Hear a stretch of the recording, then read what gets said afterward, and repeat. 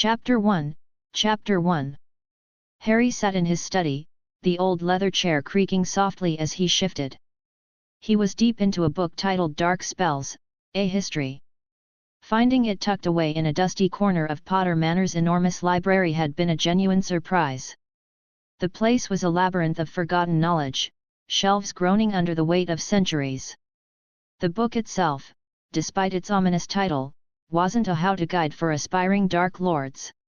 No, it didn't actually teach you the incantations or wand movements. Instead, it delved into the origins and evolution of various dark spells, some so old they'd faded from memory, others still favored by the kind of dark tossers Harry had unfortunately become all too familiar with. Just thinking about Death Eaters made his jaw clench. His mind, as it often did these days, drifted to his supposed arch-nemesis, Lord Voldemort, and his merry band of inbred asshats. It had been quiet for a few months, disturbingly so. No sign of them, no whispers of their activities. Then again, it had been a few months since Harry had seen anyone from the wizarding world. Sirius's death had been the breaking point. That, and the little incident where he'd, well, completely trashed Dumbledore's office in a fit of grief and rage. After that, Harry had cut ties. Cold turkey. He'd marched into Gringotts, claimed his inheritances from both the Potter and Black families, a staggering amount of gold and property that still boggled his mind, and then retreated to Potter Manor. The ancient estate was now his fortress. He'd paid the goblins a hefty sum to layer it with every defensive ward they knew, spells that would make an intruder wish they'd never been born. On top of that, Harry himself had cast a Fidelius charm, making Potter Manor unplottable and unfindable to anyone he didn't personally invite. Which, currently, was no one. His only link to the outside world had been the incessant stream of letters. Owls from his friends, from Dumbledore, all practically screaming at him to come back, to return. Harry had developed a simple system: any letter mentioning his duty or the wizarding world or Dumbledore knows best went straight into the fireplace, regardless of the sender. He'd eventually put a complete block on Dumbledore's mail. The old headmaster had a nasty habit of lacing his parchments with tracking charms, a level of manipulative bullshit Harry was no longer willing to tolerate. Even the Ministry had tried its hand, sending official-looking letters full of thinly veiled threats about the consequences of his absence. Harry couldn't have cared less. He did feel a brief pang of guilt about Ron and Hermione, at first. Not telling them his plans, just vanishing. But that guilt evaporated pretty quickly when their letters started arriving. Full of how they understood what he was going through, followed immediately by lectures that his grief was no excuse to stop listening to Professor Dumbledore. That's when their letters started joining Dumbledore's in the flames. So now, his days were spent differently. He practiced magic, real magic, the kind he found in the restricted sections of both the Potter and Black family grimoires. When he'd officially become head of the Black family, he'd had Creaker, surprisingly cooperative now, apparate the entire Black library from Grimmauld Place to Potter Manor. That, combined with the already vast Potter collection, gave him a truly massive library to explore. Oh, and speaking of Grimmauld Place, he'd slapped new, impenetrable wards on that dump too. The Order of the Phoenix could find somewhere else to hold their useless meetings. He might have felt a twinge of regret about kicking them out, if they'd ever actually, done anything to help anyone. But since their main activity seemed to be sitting around looking grim and waiting for Dumbledore to tell them what to think, Harry figured they got what they deserved. Kicked the fuck out. Harry looked back down at Dark Spells, A History, then set it aside with a sigh. The biggest downside to his splendid isolation was the boredom. It could get mind-numbingly dull at times. Still, he'd take dull over dealing with the hypocritical, fickle wizarding world any day. The same world that had branded him a liar and a lunatic one year, then expected him to be their savior the next, all while they sat on their arses and did nothing. Honestly, some days Harry wasn't sure who he disliked more, Voldemort, or the pathetic, spineless masses who refused to lift a finger against him. He pushed himself out of the chair and stretched, his back popping. A walk. That's what he needed. He headed for the grand front entrance of the manor. The ornate double doors, made of dark, ancient wood, swung open silently at his approach. He stepped out into the cool air. It was overcast, a familiar grey blanket spread across the sky, but Harry didn't mind. The chill on his skin had a dulling effect, almost pleasant in its numbness. He started towards the woods that bordered the manor grounds, a sprawling, ancient forest that had become his go-to spot for clearing his head. The forest itself was just a forest. Peaceful, quiet, and, as far as Harry could tell, not magical in any significant way. He'd seen deer, foxes, plenty of squirrels, but nothing that screamed Wizarding World danger. Sadly, his usually beautiful, peaceful walk was about to be very, very interrupted. Ciri's POV. This is not going well, Ciri thought, the words a bitter understatement as she crashed onto her backside. The landing was hard, jarring every bone in her body. She was in some dense forest, on some unknown world she'd desperately hoped the wild hunt couldn't follow her to. That hope lasted all of 5 seconds. A sickening, blue swirling portal ripped open the air about 20 yards away, its unnatural light casting long, dancing shadows. Ciri's heart plummeted. She knew, with a cold dread, exactly what was about to step through. Scrambling up, ignoring the protest of her aching muscles, she started to run. She had to find cover, a place to hide, someone to help her. The familiar, chilling barks of the hounds of the wild hunt echoed through the trees, closing in. They were on her scent. She pushed herself, forcing her legs to move faster, branches whipping at her face. An idle, desperate hope flickered. Please let there be no local beasts or monsters drawn by the commotion. A sharp, searing pain shot up her left leg. She glanced down, registering the tear in her trousers and the dark stain of blood already spreading. She'd snagged it on a thorny bush, a deep gash. Grimacing, she pushed the pain aside. No time. She didn't stop moving. Well, not until a figure stepped out from behind a thick tree directly in her path. The navigator. Before she could even react, his staff arced through the air and slammed into the side of her head with brutal force. Stars exploded behind Ciri's eyes as she hit the ground, the world tilting. Groggily, she pushed herself up, her vision swimming. She had to get to her feet, couldn't let them take her while she was down. Her hand instinctively went to the sword strapped to her back, the cold steel a familiar comfort as she drew it. She braced herself for a fight. There wasn't much room to maneuver, the trees pressed in close around them, no clearing in sight.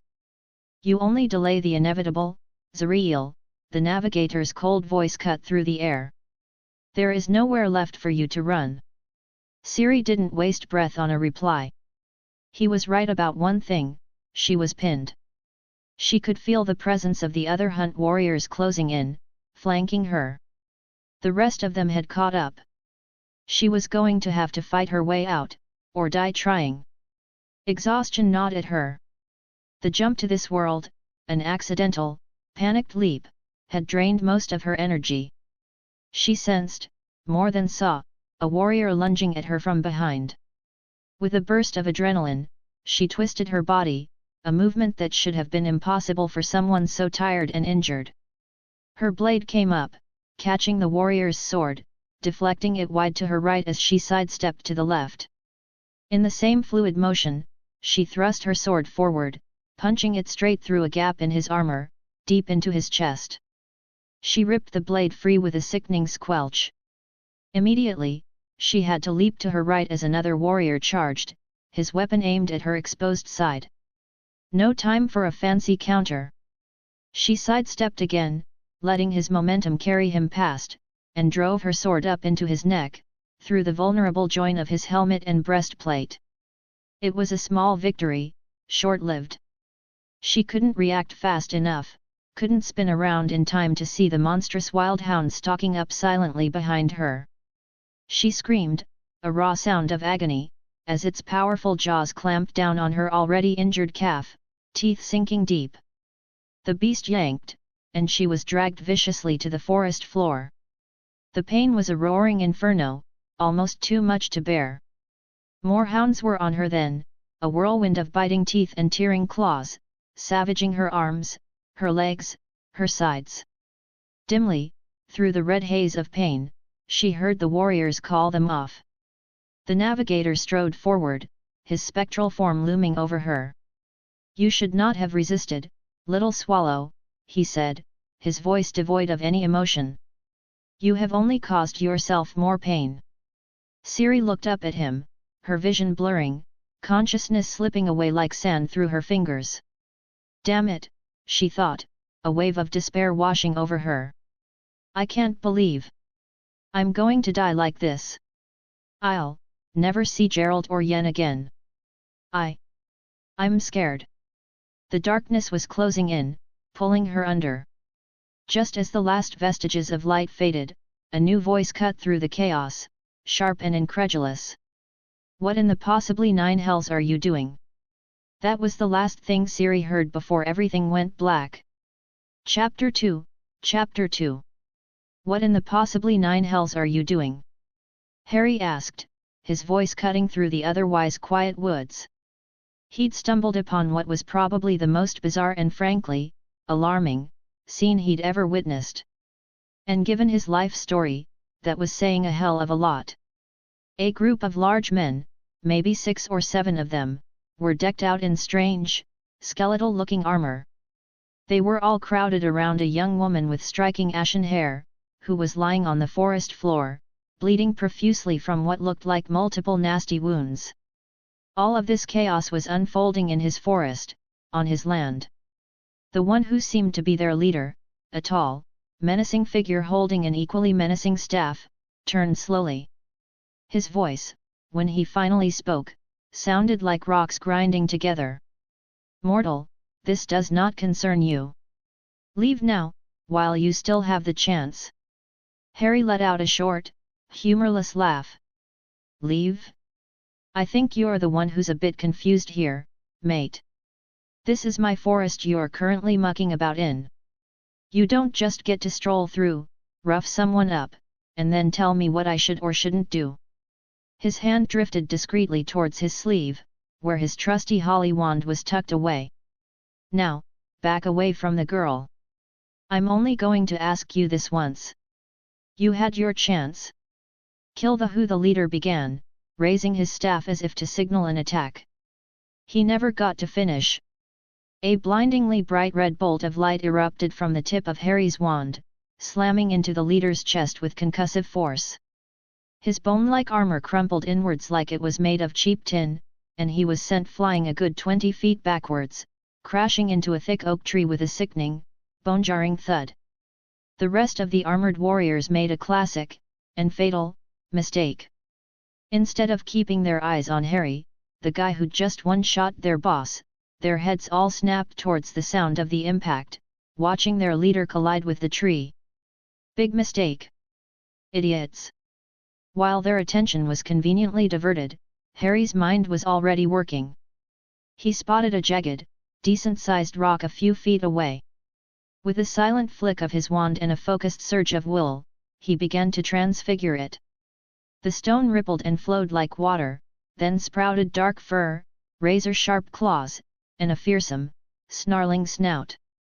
In mere seconds, a giant grizzly bear, easily twice the size of any normal specimen, stood where the rock had been, letting out a deafening roar of pure fury.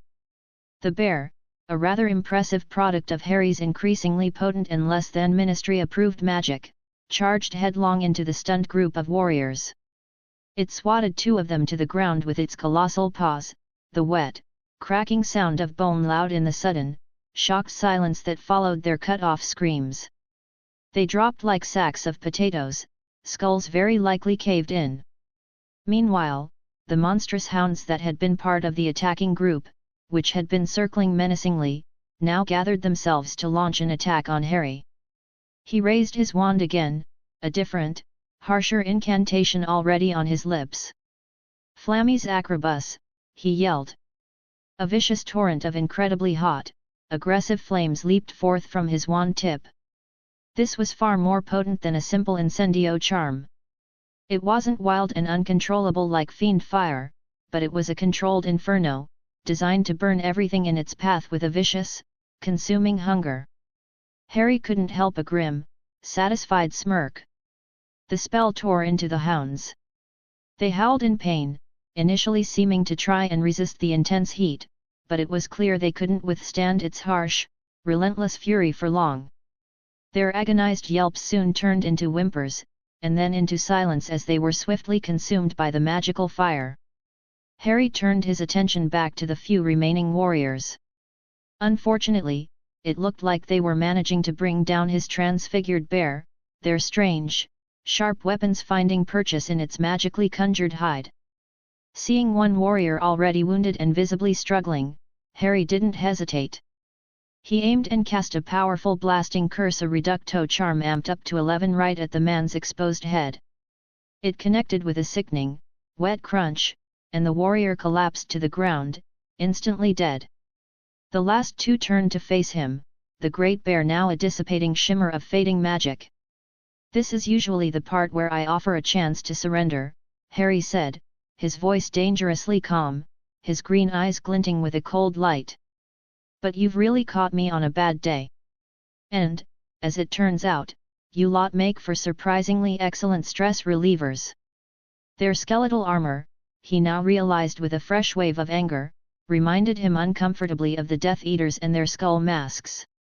That just made ending this whole mess easier. He'd learned the hard way, more than once, what happened when you didn't finish your enemies off properly. The two remaining warriors didn't bother with words. They charged at him, weapons raised, clearly hoping to overwhelm him in close combat. Harry idly wondered if that was a smart move on their part.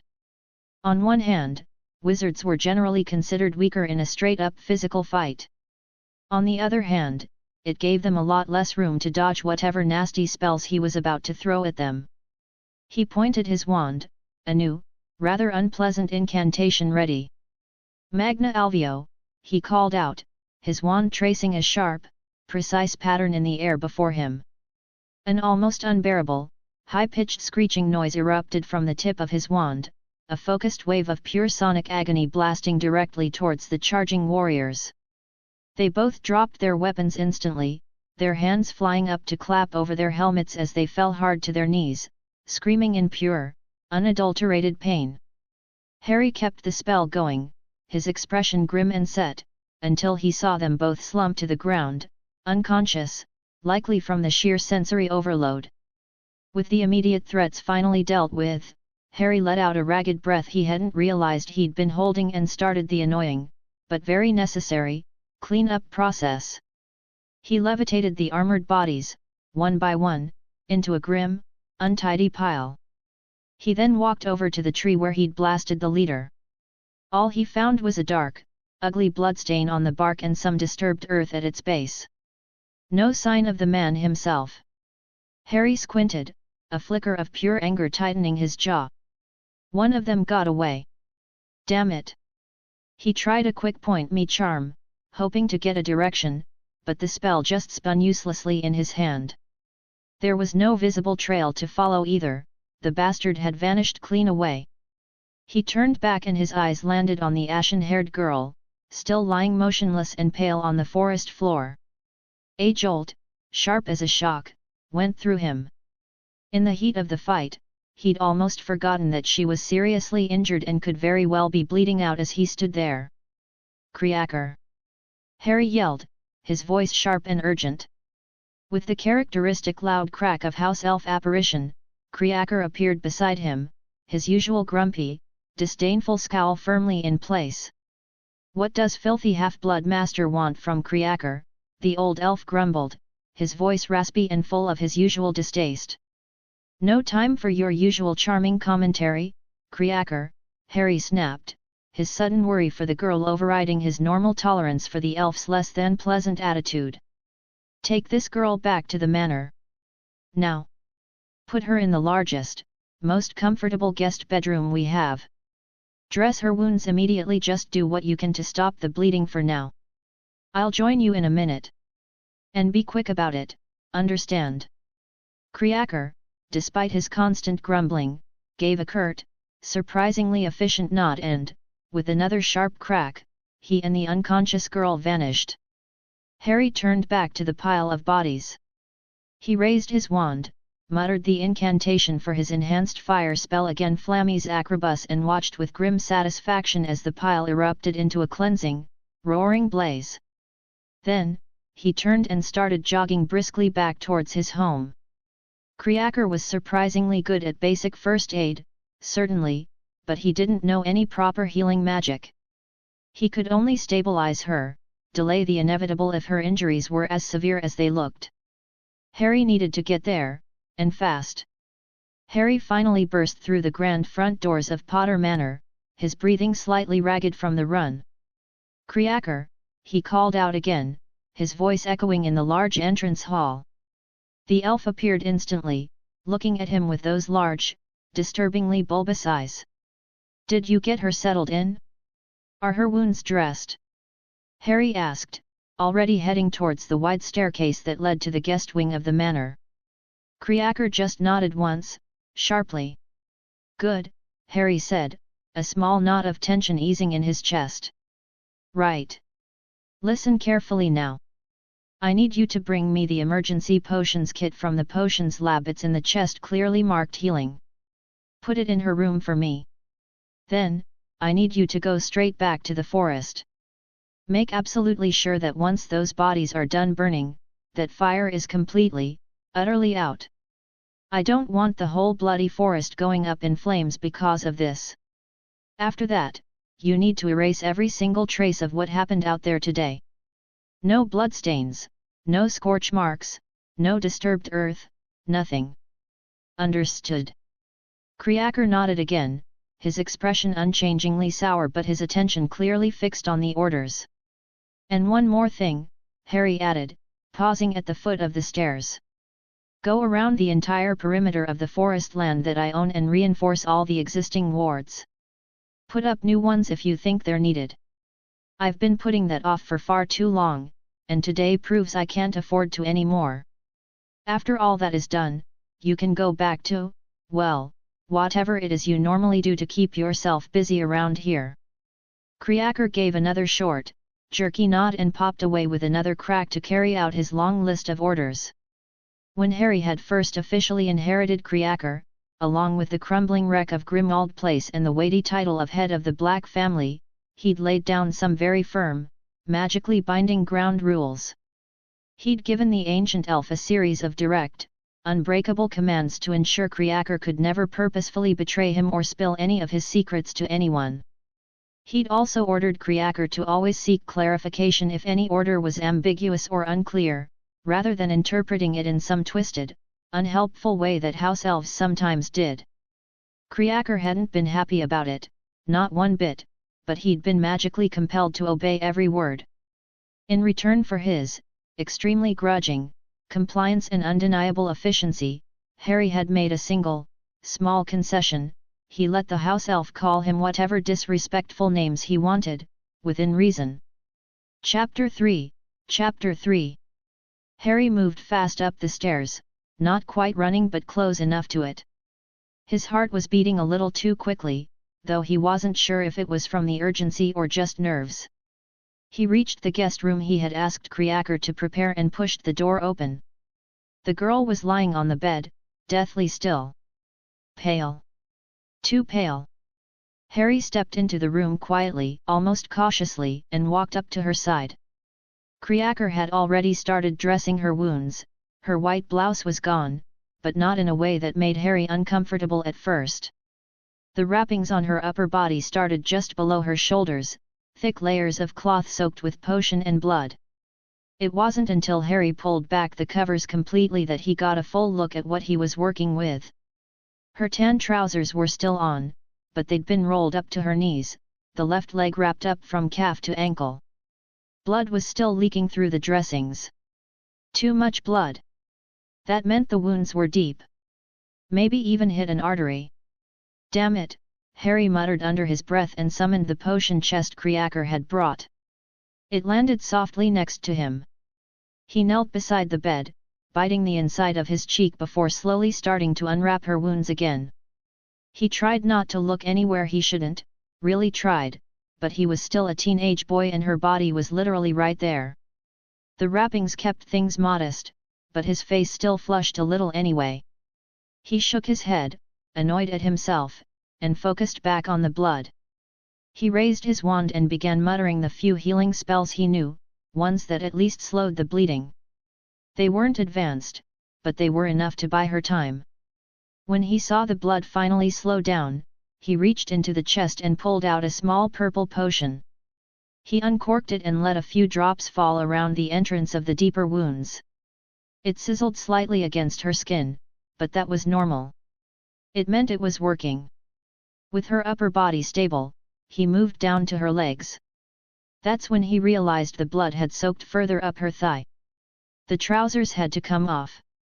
He hesitated a moment, then nodded to himself and carefully removed them, doing his best not to look at anything unnecessary.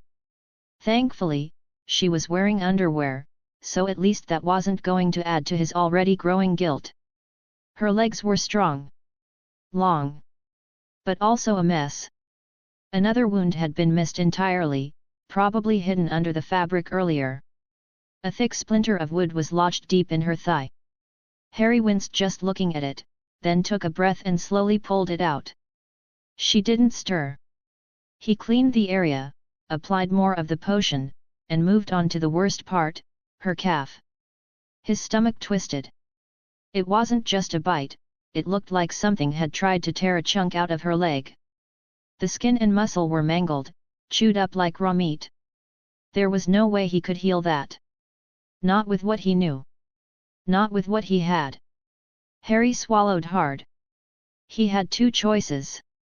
1. Leave it and risk her never walking properly again, maybe losing the leg to infection or worse. 2. Cut below the knee and regrow it. He hated both. He held his wand steady. "I'm sorry," he whispered, not even sure if she could hear him. "This is going to suck. But you'll thank me later."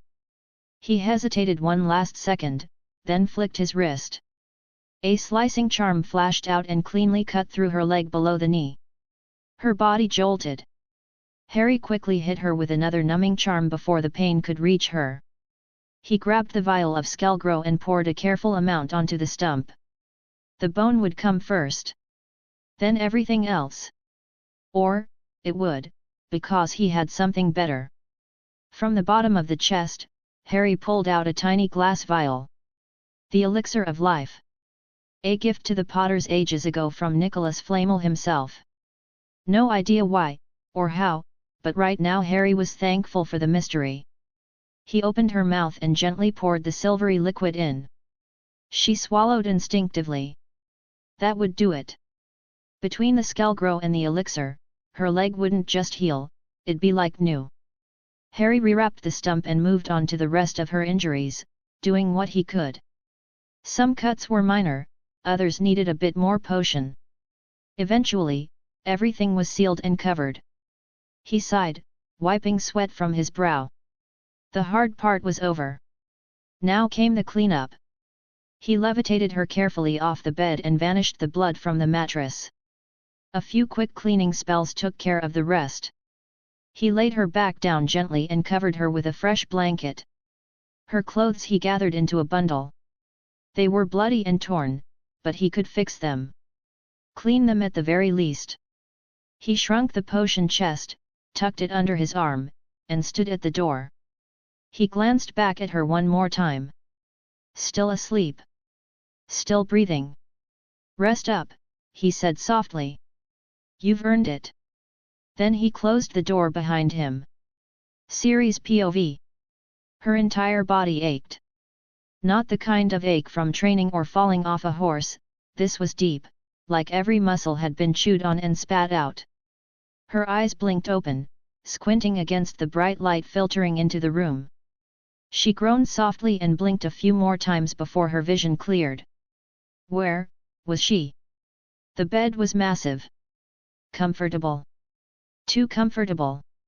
The sheets smelled like something clean and soft, and there was actual sunlight spilling through the window. Her eyes moved around the room. She wasn't in a castle. That much was clear. It looked like one at first, but castles were usually higher up. Hills. Mountains. This place was low to the ground. The window gave her a full view of a quiet clearing, thick trees and bushes with flowers blooming wildly. The air even smelled fresh. Untouched. Her body still hurt, but she pushed herself slowly into a sitting position, wincing as her muscles complained.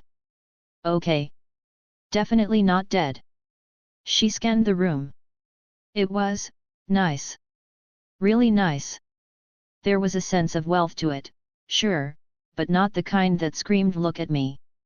No walls covered in gold, no paintings of smug noblemen. Just one painting on the wall, a peaceful hill under a soft blue sky. The furniture was simple but made with care. No carvings or gold trim. Just strong, clean wood. The kind that said I could last for decades without needing to brag about it. It reminded her a little of Sintra. Before the fire. Before the fall. Her eyes flicked to the nightstand, and there it was. Her sword.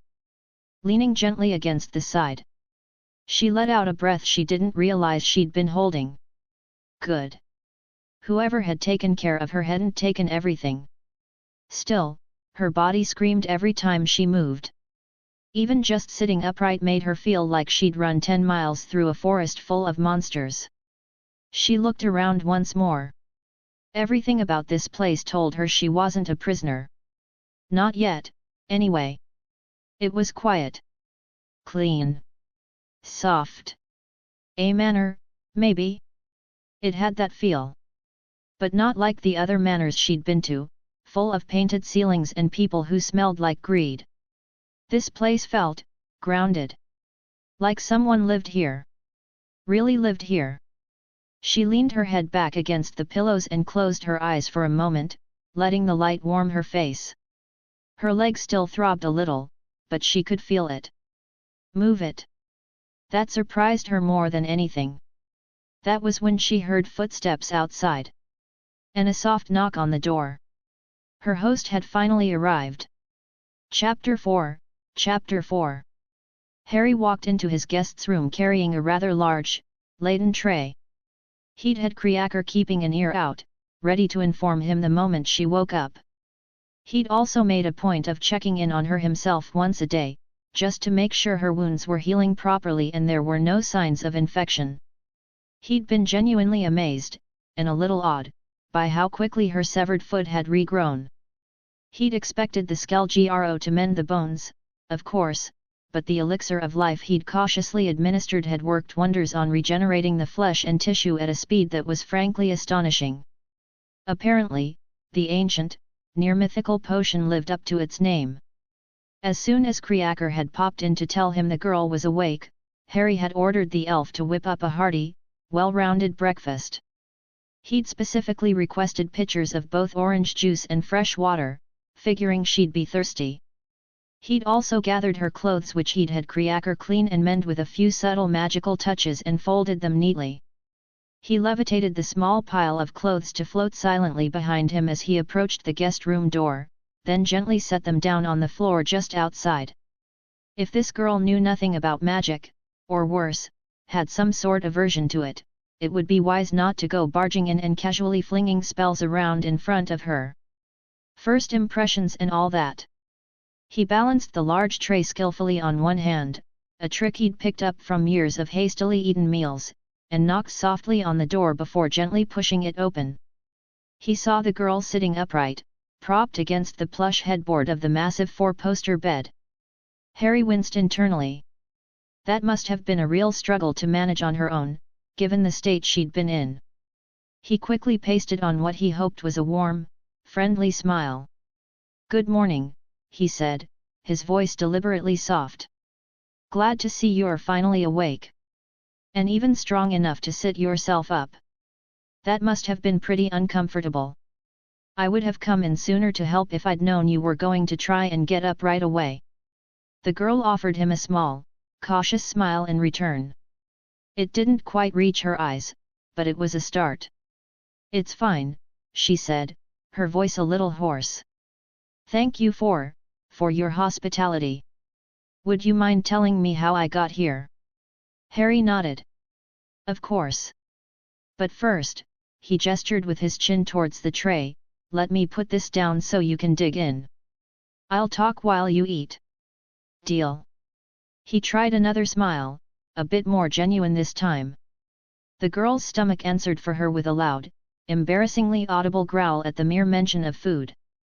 A flush crept up her neck and spread across her face, turning her pale cheeks a rather fetching shade of pink. Harry chuckled softly, trying to ease her embarrassment.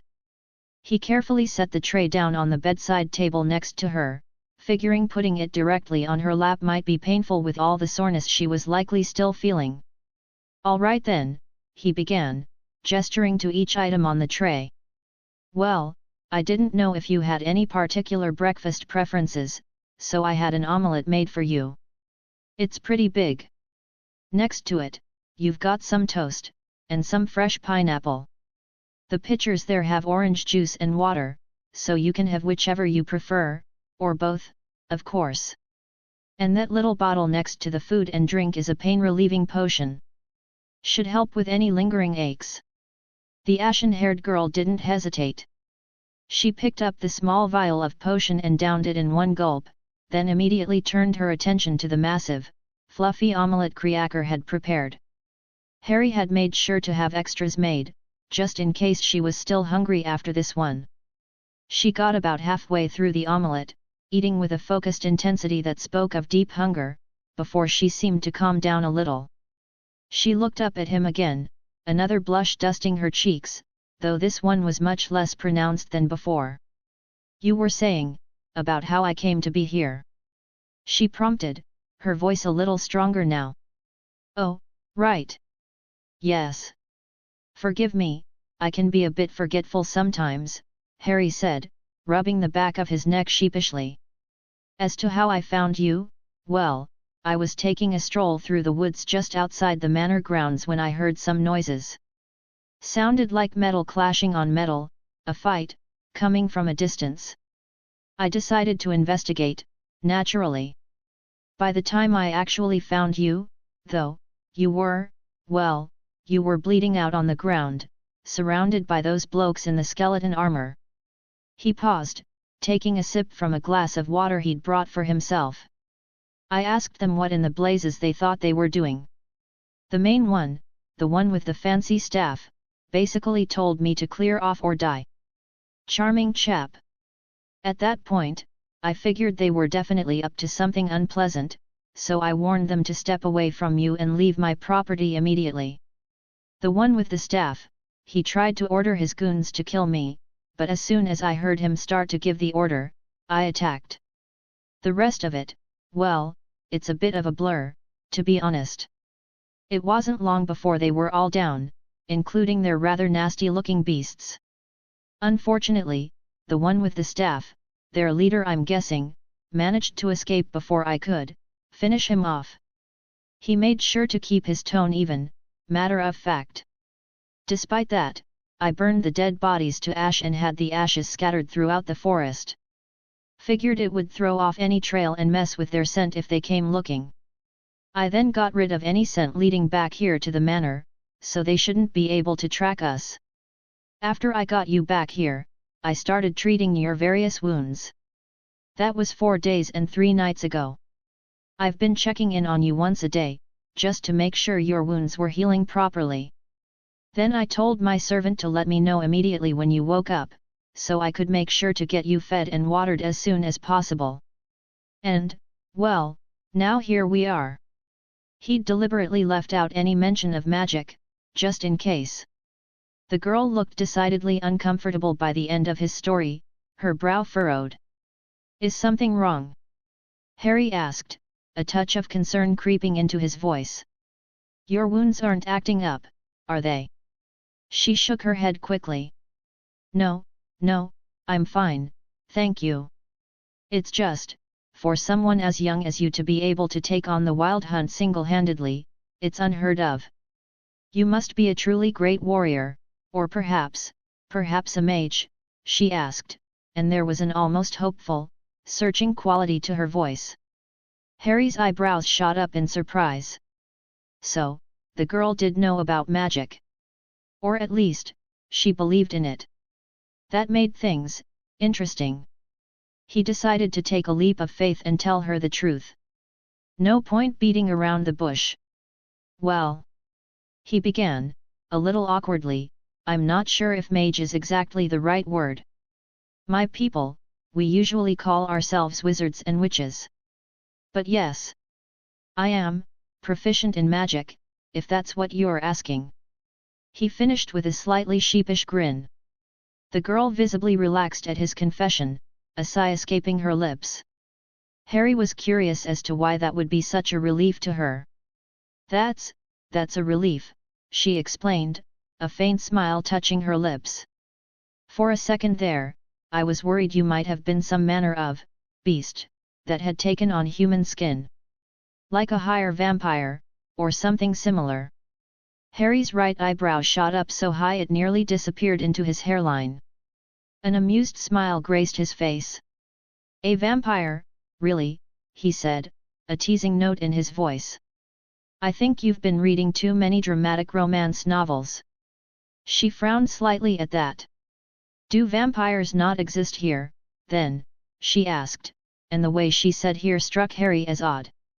It wasn't just here as in his home, or even England. He got the distinct impression she meant here as in this entire world. Oh, they do indeed, Harry confirmed, his amusement fading slightly as he registered the nuance in her question. Though I have to admit, I've never heard of a higher vampire specifically. Unless you just mean their clan leaders, like Count Dracula, I suppose. She nodded slowly, as if processing that. Then, her expression shifted, becoming more serious. How soon do you think I will be fit to travel? Harry frowned, a little taken aback. Had he said something wrong? Misread the situation? In a week, at the very earliest, I imagine, he said, trying to keep his voice neutral. Planning on leaving so soon? The girl seemed to realize she might have sounded a little too eager to depart, a bit ungrateful even. Apologies, she said quickly, a flush rising on her cheeks again. I didn't mean to imply that your hospitality has been anything but fantastic.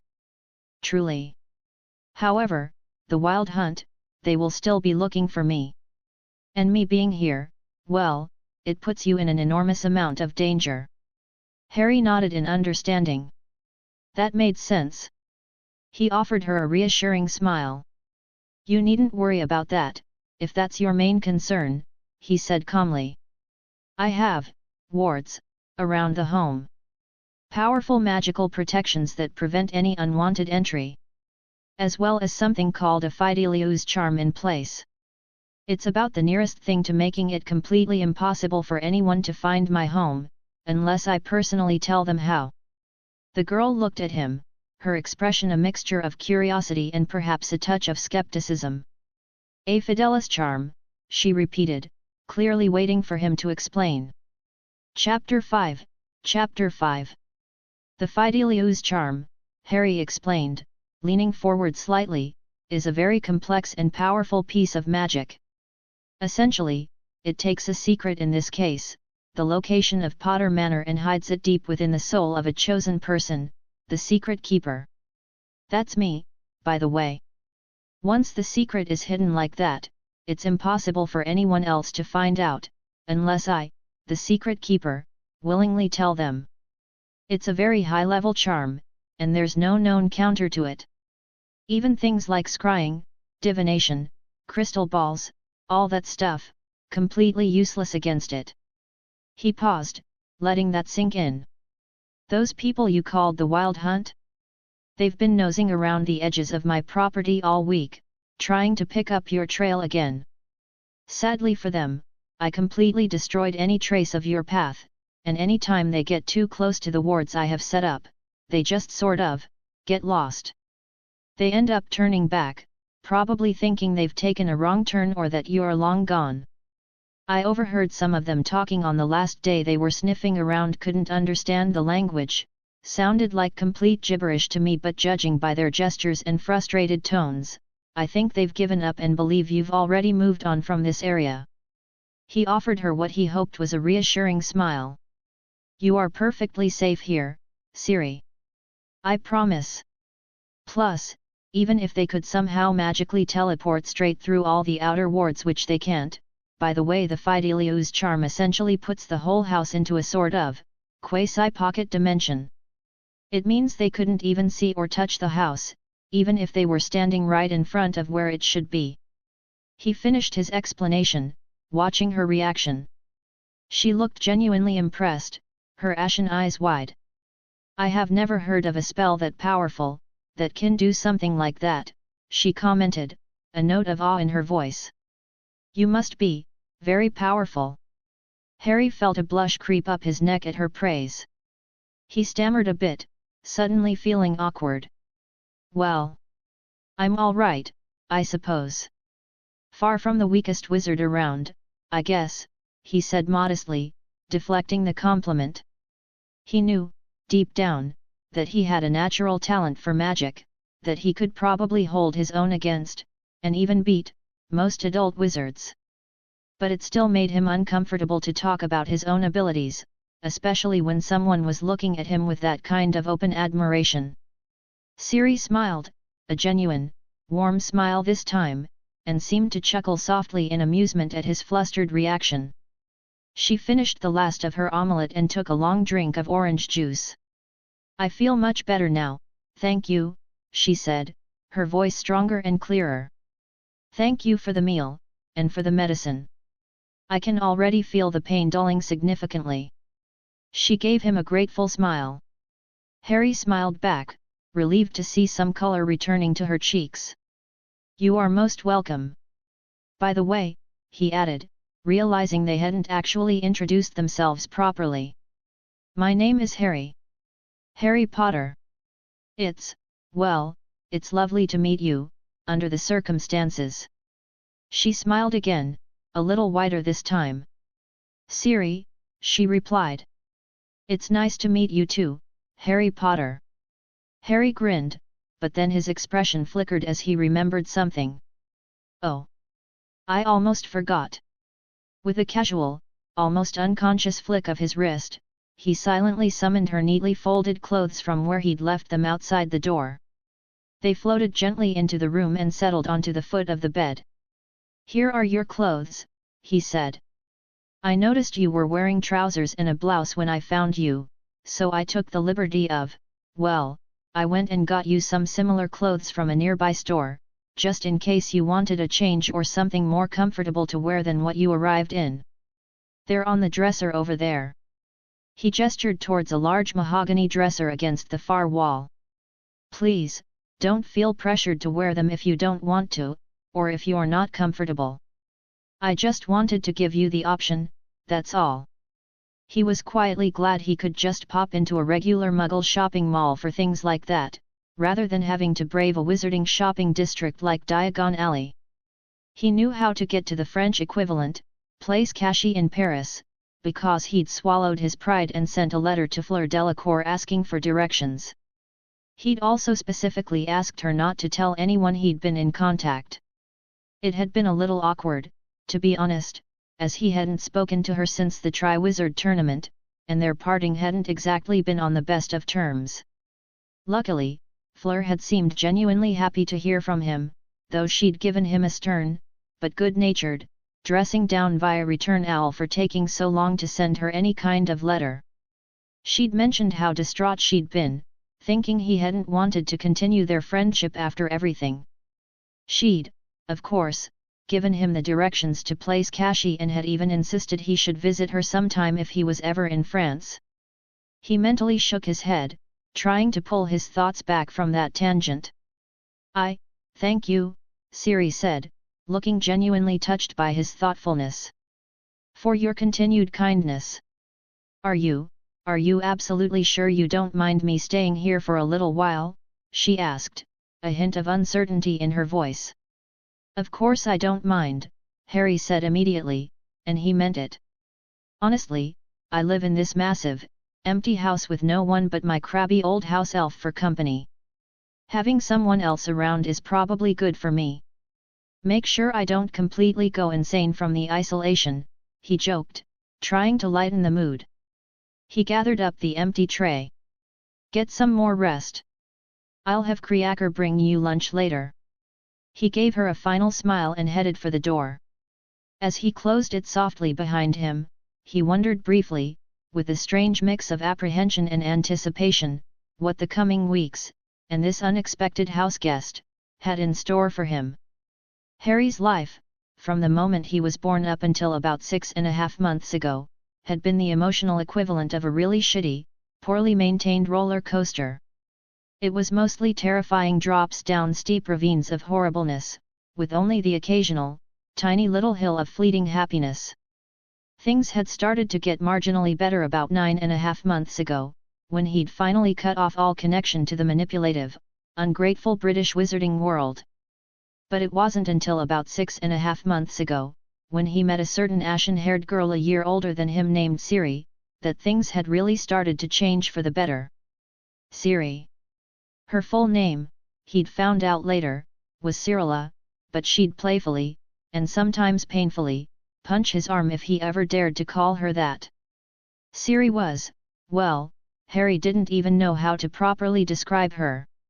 Every time he saw her, every time they talked or laughed, it was like emerging from a stuffy, suffocating, abandoned mine shaft into the crisp, clean air at the top of a sun-drenched mountain. She was more than just a breath of fresh air, she was like taking a huge, invigorating swig of a rejuvenation potion. She was so similar to him in so many fundamental ways, orphaned, hunted, burdened with a destiny she hadn't asked for, yet completely different in others, with a fiery spirit and a resilience that astounded him. It only made sense, really, that they had become fast, inseparable friends. He had quickly taken to doing almost everything with her, and she, in turn, seemed to return the favor, content to hang around him pretty much any time she could. After she'd recovered and they'd spent a couple of months mostly cooped up within the magically protected confines of Potter Manor and its grounds, mostly for her continued safety and his peace of mind, Harry had decided it was time to show her some of the Muggle world. She had absolutely loved it. Her eyes had gone wide at the sight of the towering skyscrapers in London, and she'd been endlessly fascinated by the sheer number of cars constantly streaming through the city streets. She'd asked him, with childlike curiosity, if he had a car. When he'd replied that he didn't, her disappointment had been surprisingly palpable. So, that very night, Harry had inconspicuously slipped away to Gringotts. He'd had the goblins convert a hefty sum of galleons into about 300,000 euros. Then, armed with a wallet full of Muggle currency, he'd gone to a high-end car dealership and, after some careful consideration, and a bit of a nostalgic whim, bought a gleaming, bright red 1988 Ferrari Testarossa for a cool 80,000 euros. He'd had to employ a few subtle confidence charms and persuasive suggestions to get past the dealer's entirely reasonable questions about how such a young kid was planning to pay for such an expensive car, and where, exactly, his driver's license was. Nonetheless, with some liberal use of memory charms, for which he felt a little guilty, but it was necessary, and an extra 10,000 euros for expedited, discreet delivery, the car was delivered to Potter Manor the very next morning.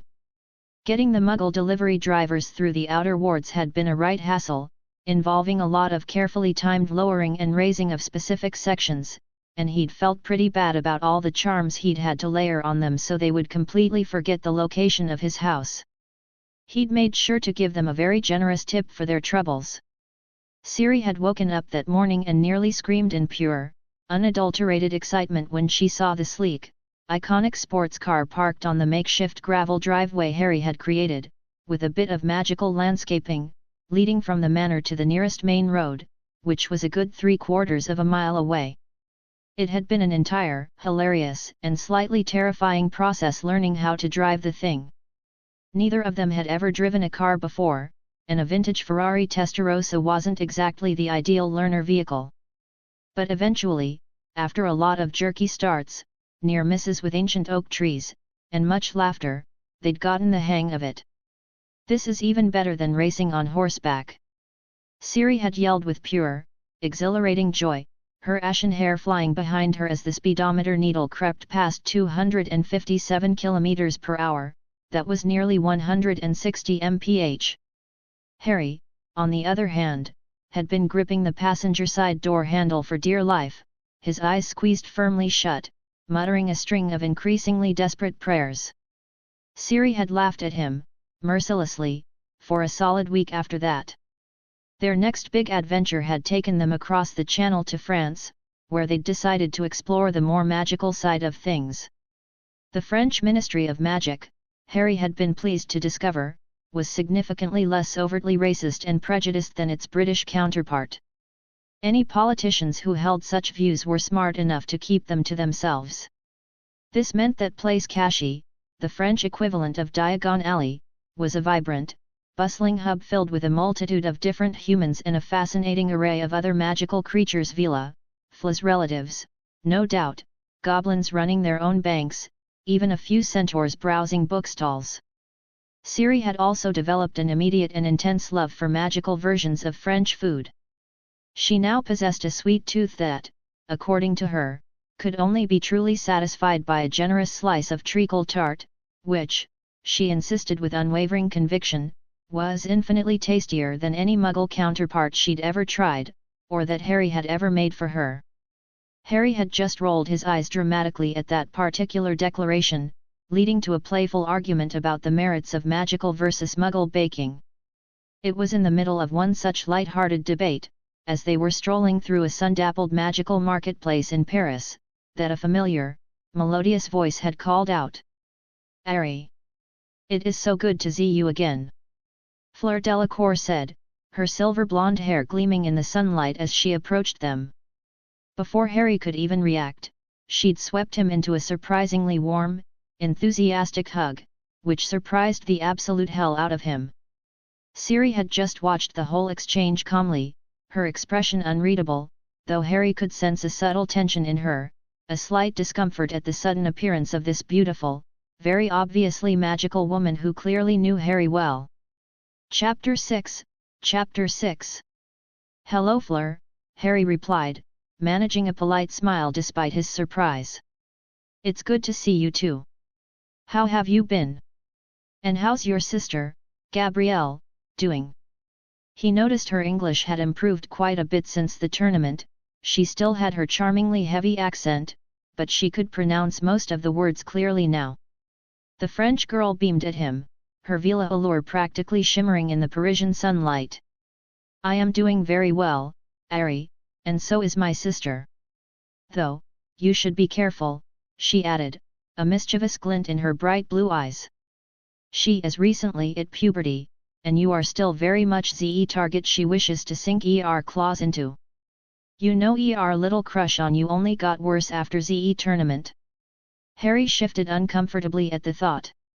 He had no doubt that Gabrielle would grow up to be just as breathtakingly beautiful as her older sister, but he seriously doubted he would ever see her as anything more than the little girl he'd rescued from the lake. The idea was just weird. "Ah," he said, trying for a light tone. "Maybe I should stay away from France for the time being then." He paused, then gestured towards Ciri. "Anyways. Fleur, this is Ciri. Ciri, this is Fleur. Ciri is a friend of mine who I've been showing around. I wanted her to see some more magical landmarks and places that aren't, you know, in Britain." He gave Fleur a subtle, meaningful look, trying to convey that he hadn't exactly filled Ciri in on the whole messy British wizarding world situation just yet. Fleur, perceptive as ever, seemed to understand immediately. She turned to Ciri with a warm, welcoming smile. "Bonjour, Ciri. It is so nice to meet another friend of Harry's," Fleur said, extending her hand. She shook Ciri's hand politely but with a surprising amount of energetic enthusiasm. "It's nice to meet you as well," Ciri replied, her tone polite but with an undercurrent of something else. "I had the distinct impression that Harry didn't really have any other friends. Must be hiding them away in Britain with the rest of his secrets." She shot a pointed, snarky glare at Harry, letting him know, loud and clear, that she was very much aware he was still holding things back from her. "Oh my," Fleur exclaimed, her eyes sparkling with amusement as she looked from Ciri to Harry and back again. "Quite the spirited new friend you have, Harry. I like her already. Perhaps she can actually be the one to rein you in. It would be quite a feat, I imagine, but she looks like she is up to the task." Both Harry and Ciri's faces promptly lit up a rather brilliant shade of red at Fleur's teasing comment. "Yes, well, we're more of, just good friends, really. Right, Ciri?" Harry stammered, looking desperately at the ashen-haired girl for some backup. "Yes, very much so, thank you very much," Ciri responded quickly, a little too earnestly perhaps. "Good friends. That's all." Fleur covered her mouth with a delicate hand, but it did little to hide the clear sound of her laughter. "You two are so alike, it's uncanny. Why don't you both join me for lunch? It has been far too long, Harry, and we really need to catch up properly." Before either of them could protest further, Fleur was gently but firmly ushering them towards the nearest charming little outdoor cafe, chattering away happily. The lunch, despite Harry's initial apprehension, was actually very nice and surprisingly peaceful. He occasionally caught a glimpse of what he suspected were reporters out of the corner of his eye, their cameras flashing discreetly from a distance, but he pointedly ignored them. Fleur was a surprisingly good host, making a conscious effort to keep Ciri involved in the conversation. She seemed to particularly enjoy regaling Ciri with tales of some of Harry's more memorable fourth-year exploits, which Ciri, in turn, seemed to find terribly impressive for a 14-year-old. "I simply can't believe you had to go up against a dragon!" Ciri exclaimed, her eyes wide with a mixture of awe and disbelief. "At 14? That's utterly ludicrous." Fleur nodded in solemn agreement, while Harry just tried to downplay the whole thing, as usual. "It wasn't that big of a deal, really," he grumbled, stirring his drink. "I didn't do much. I just flew away from it, to be honest." "He says that," Fleur commented dryly, a smirk playing on her lips, as if it were the most natural thing in the world to simply outfly a nesting mother dragon. Ciri seemed to be quite amused by his attempts at modesty too. "Honestly, Harry," Ciri exclaimed, giving him a playful nudge. "It's okay to feel some pride in your accomplishments, you know. You don't have to be so ridiculously modest about everything." Harry just rolled his eyes, though a small smile tugged at his lips. "And Fleur added, her eyes twinkling innocently, "that you got into quite a few adventures, shall we say, even before your fourth year as well. Something about a basilisk, when you were only 12, I believe." Harry shot Fleur a glare that could have curdled milk. The older girl was deliberately adding fuel to the fire that was Ciri's growing fascination with his past. "A basilisk?" Ciri repeated, her head snapping towards Harry. "What is it with you and going up against giant, deadly draconids, you suicidal imbecile?" She punctuated her question by landing a surprisingly sharp punch on his arm for his perceived stupidity. "Ouch! Hey!" Harry protested, rubbing his arm. "I didn't exactly have a choice in the matter. The damn thing took my friend. Plus," he added, trying to clarify, "you're probably thinking about the basilisks of old legends, the ones that were flying reptiles with a rooster's head and all that. The basilisk here, in our world, is a giant magical snake. They can grow up to 80 feet in length, and can be about 7 to 10 feet high." Ciri's eyes practically bulged out of her head at that description. "And you attacked it," she almost yelled. Harry had, by this point, long since had the foresight to quietly erect a silencing ward around their table, so they wouldn't attract any more weird looks from the other patrons than they already were. Well, like I said, Harry reiterated, trying to sound reasonable, it had my friend. What was I supposed to do?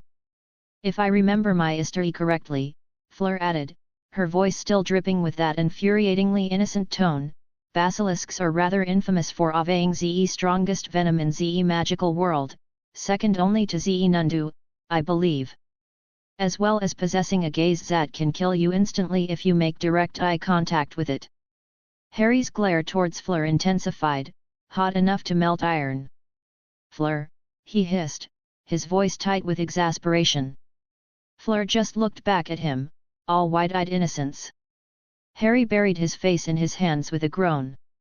Ciri was just looking at him, completely gobsmacked, her jaw practically on the tabletop. Then, a look of sudden, dawning horror crossed her face. That big scar on your arm, she said slowly, her voice barely a whisper. You told me you got it from a snake bite. Fleur's face also devolved into a mask of horror as the implication hit her. Harry gulped, feeling a sudden chill despite the warm Parisian air. This was not going well. Yet, he admitted reluctantly. That would have been from the basilisk. But, before either of you say anything else, he added hastily, seeing the storm gathering in their eyes, a phoenix healed me almost immediately with its tears, so I'm all good now. Perfectly fine. That had been approximately 5 minutes ago. They had yet to stop hitting him, kicking him under the table, and calling him an absolute, certifiable idiot. Ouch! Ladies, come on. I get the point. I really do. Won't do it again, I promise. Please, stop, I think I feel blood. Harry yelped, trying to fend off their combined assault.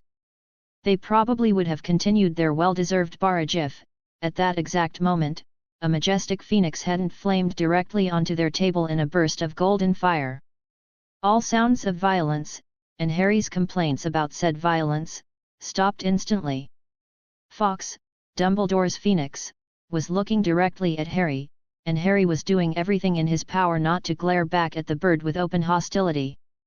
He saw the familiar, rolled-up parchment the phoenix was carrying clutched in its beak. Take it back, Harry told the bird, his voice as calm and even as he could manage. I don't want it. Fawkes just continued to stare at him, its intelligent eyes unwavering. Even if you leave it with me, I won't read it, Harry stated flatly. I couldn't care less what that manipulative old man has to say. I will not return. Fawkes, seemingly unfazed, dropped the letter onto the table directly in front of him. The phoenix gave him one last, long, meaningful look, then disappeared in another brilliant ball of flame, leaving only the faint scent of cinnamon and ash behind. Harry glared at the offending note in stony silence for a long moment. Then, with a sigh of pure exasperation, he picked it up, and with a muttered, low-powered incendio, lit it on fire, watching it curl and blacken into ash. You're really not going to read it? Ciri asked, her voice tinged with curiosity and a hint of concern. What if it says something important? It doesn't, Harry said darkly, his good mood thoroughly soured. It's just the usual guilt trip, trying to manipulate me into coming back. Same old story. Fleur looked at him, her usual light-heartedness gone, replaced by an uncharacteristic seriousness in her deep blue eyes.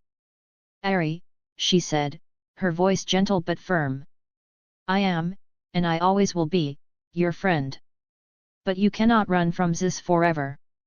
I'm not running, Harry retorted, his anger flaring. I'm just, not participating. I don't see why I should suddenly drop everything and rush off to help the same bloody sheep who were so quick, so willing, to throw me out to the wolves the second I tried to warn them about what was coming. Now that I'm suddenly proven right, now they all want to jump back on my bandwagon? Screw them. I will not put my life on the line again for people who clearly aren't worth it. Chapter 7, Whether you want to stay out of it or not, he won't stop until you're dead, Fleur stated, her voice losing all its usual lightness and taking on a steely, serious edge. You know that, Harry. You know that one day, you will have to face him. You doing everything in your power to avoid that, that is running away, whether you like it or not. Harry idly noticed that she'd said the entire sentence in almost perfect, unaccented English, which only underscored how incredibly serious she was about this. We can agree to disagree on this, Harry said, his voice flat, his own anger hardening into a stubborn resolve. They had parted ways not much longer after those heavy words were spoken. Fleur, to her credit, had apologized for her bluntness and expressed her sincere hope that it wouldn't negatively affect their friendship. Harry had assured her it wouldn't, and they'd shared a brief, slightly awkward hug goodbye to reinforce the fact. Fleur had managed a small, sad smile as he and Ciri had then dissipated back to Potter Manor through the Flow network connection he'd temporarily established. Ciri, true to her inquisitive and stubborn nature, had asked about that intense conversation almost every single day for the next month. She was relentless, determined to understand what had been said, what it all meant. Harry found her persistence both incredibly annoying and, at the same time, strangely endearing. Eventually, he'd caved. He'd finally sat her down in the comfortable armchairs in front of the library fireplace and told her everything. His life, the Dursleys, Hogwarts, Voldemort, the prophecies, the betrayals, the losses. All of it. She had listened patiently, her ashen eyes filled with a deep understanding that few others had ever shown him. In return, she had shared her own story. Her world, her elder blood, the terrifying prophecy that made her a target, the relentless pursuit by the Wild Hunt. They wanted her power, her blood, she explained, to stop their own world from being destroyed by the White Frost. They wanted to kill her to do so, a solution Harry disapproved of with every fibre of his being. Still, sharing these burdens, these eerily similar destinies, had brought Harry and Ciri even closer together. One day, Ciri had decided she needed to start practicing with her sword again, lest her skills grow rusty. She'd found Harry in the large, empty ballroom he'd converted into a makeshift training room for her, complete with padded mats and practice dummies. "Have you ever actually used a sword before?" she'd asked, twirling her own blade with casual, deadly grace as she walked into the room. "Yes," Harry had replied, leaning against a wall. "I killed that basilisk with a sword, remember? That was the first, and pretty much the last, time I ever seriously used one." She'd shot him a look that clearly communicated she wanted to hit him again for his cavalier attitude towards near-death experiences, but she'd managed to restrain herself. "I could teach you, if you're interested," she'd offered, a playful glint in her eye. Harry had looked at her skeptically. "Are you trying to convince me to willingly let you hit me repeatedly with a long, metal, pointy stick?" She had grinned, a wide, mischievous smile, and nodded enthusiastically. He'd sighed, a put-upon sound, but he couldn't quite hide the flicker of interest in his own eyes. "Fine," he'd grumbled. "I'll go get a sword then." He'd apparat to Gringotts later that day and retrieved a serviceable, well-made, but otherwise unremarkable long sword from the dusty depths of the Potter family vault. It suited his needs perfectly. Ciri had declared him a natural with a blade, much to his surprise. He seemed to have an innate sense of balance and timing. Yet, that apparent natural talent didn't seem to ever stop him from walking out of the training room at the end of their sessions covered in a spectacular array of colorful bruises and aching muscles. Yes, it had been a truly wonderful 6.5 months. The best period of Harry's entire life, if he were being completely, brutally honest with himself. Yet, lately, he'd had a terrible, gnawing feeling in the pit of his stomach, a premonition that this precious, peaceful interlude was rapidly coming to an end. He had noticed Ciri staring off into space a lot more frequently, a profound sadness clouding her usually bright eyes. He suspected, with a heavy heart, that she missed her home, her world, her friends. Harry had tried his best to make sure she wanted for nothing, to give her everything he could, but he knew, better than anyone, that material comforts could never truly replace the feeling of belonging, of having a place that you willingly, unequivocally called home. If anyone deserved to go back to their home, it was Ciri. It was these somber thoughts that were occupying his mind as he walked into the main living room one evening.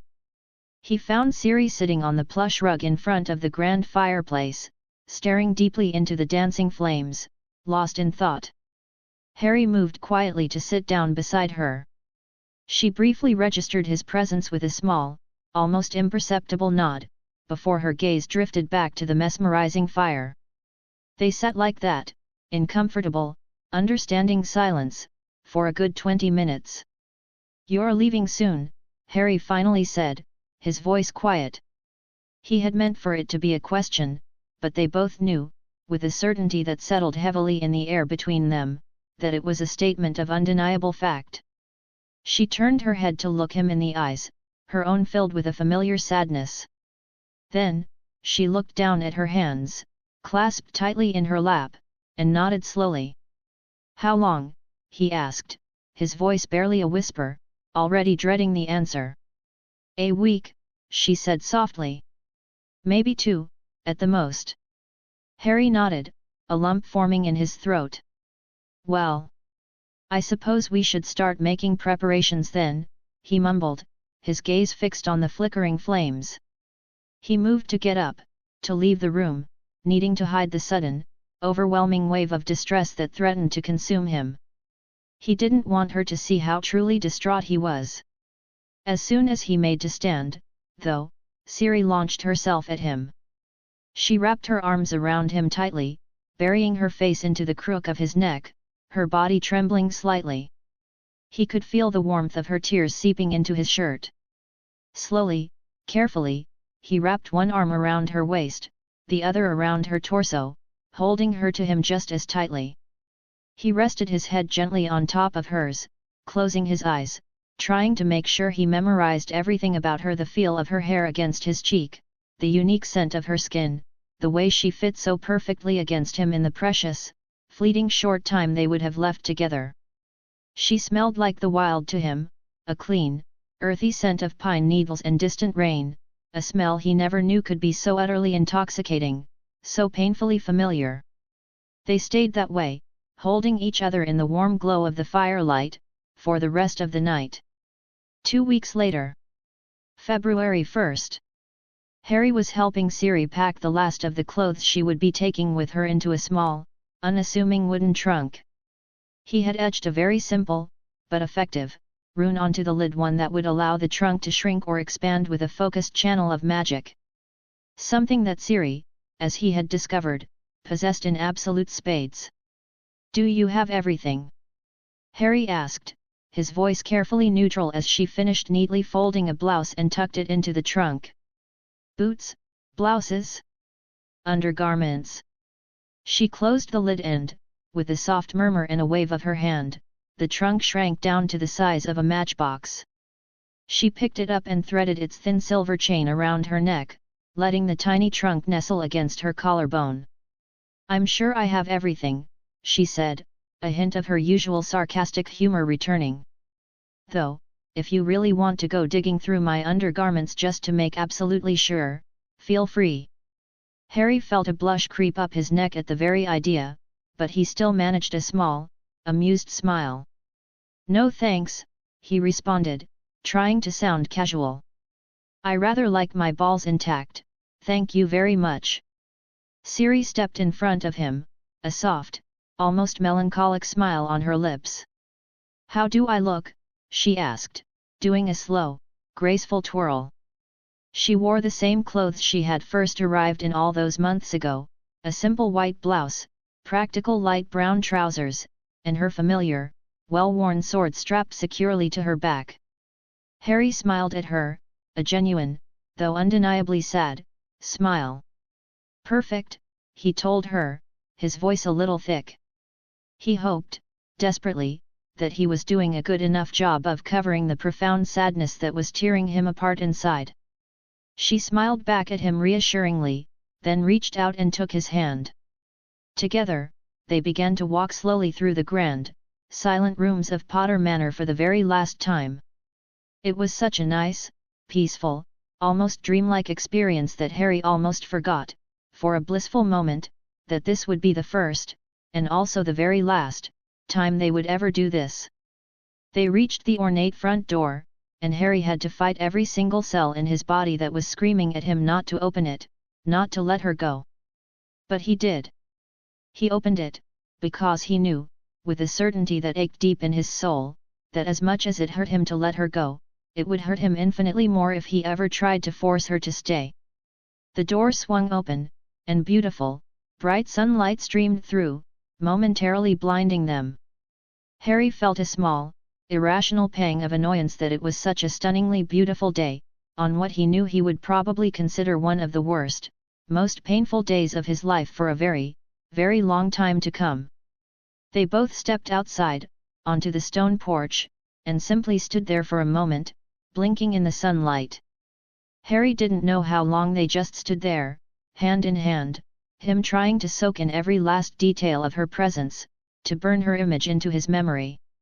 All he knew, with a crushing certainty, was that it didn't last nearly long enough. She released his hand gently and turned to look at him, her silver-grey eyes filled with a mixture of sorrow and resolve. I suppose I should be on my way now," she said quietly, her voice barely above a whisper. Harry didn't know what to say, what he could say. So, he said the first thing that came to his mind, the truest thing he felt. "I'll never forget you, Ciri. You know that, right? I will never forget the time I got to share with you." She smiled at his words, a soft, genuine smile that seemed to light up her face, and it looked like his words had made her happy, which was all he wanted.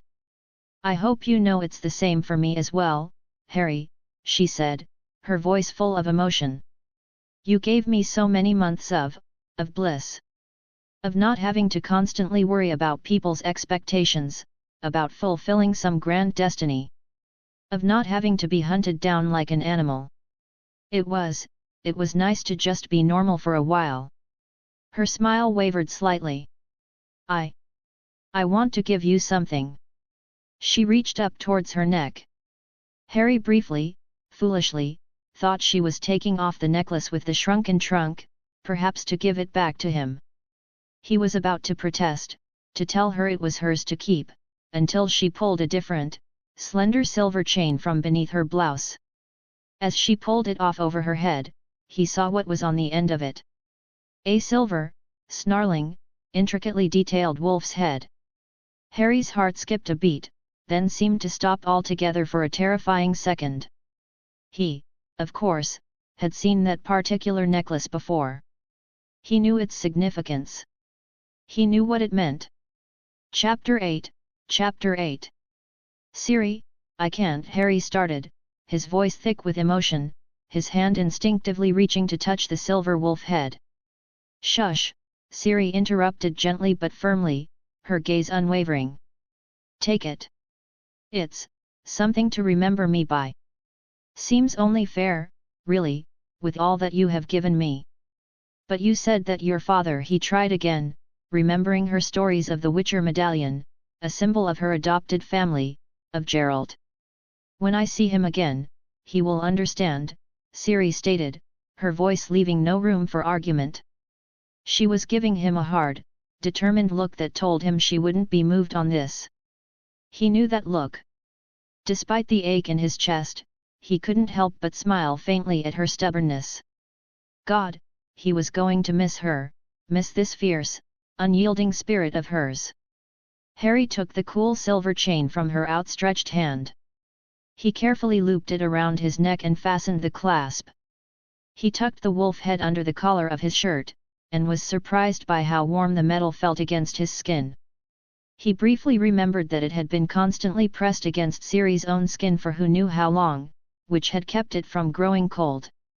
He marveled at the sensation, a tangible piece of her, before looking back up at Ciri. She was smiling at him, a soft, almost tender smile. "One more thing to remember me by." she said then, and a sly, mischievous grin spread across her face. Harry looked at her, a flicker of confusion in his eyes. What do you mean MMPH? His question was cut off abruptly as she grabbed a fistful of his shirt, pulled him towards her hard, and smashed her lips onto his. Harry didn't care who knew it, who might have seen it if anyone had been looking, which they weren't, thankfully. In that one, electrifying moment, he felt like he was melting into goo, his mind going completely blank except for the feel of her lips on his, the scent of her, the sheer, overwhelming Ciri-ness of it all. It took a few heart-stopping seconds before his brain finally rebooted and he was cognizant enough to return the kiss with full, unreserved force. It was a few breathtaking, timeless moments before Ciri finally pulled away, her breath coming in soft gasps, her cheeks flushed. She smiled at him, a radiant, triumphant smile. "You better remember that," she said, her voice a little breathless, as she backed up a few small steps. "Or I'll come back here and personally beat you black and blue." "Oh, I will remember that for as long as I live," Harry said, a wide, goofy, utterly besotted smile plastered across his face, a smile he couldn't seem to wipe off even if he tried. "That, I can absolutely guarantee." Her grin got even bigger, brighter. "I'm glad to have met you, Harry James Potter," she called out to him, her voice ringing with genuine affection. "And you, Cyrilla Fiona Elin Ryanen," he called back, using her full name, a name that now held a special, poignant significance for him.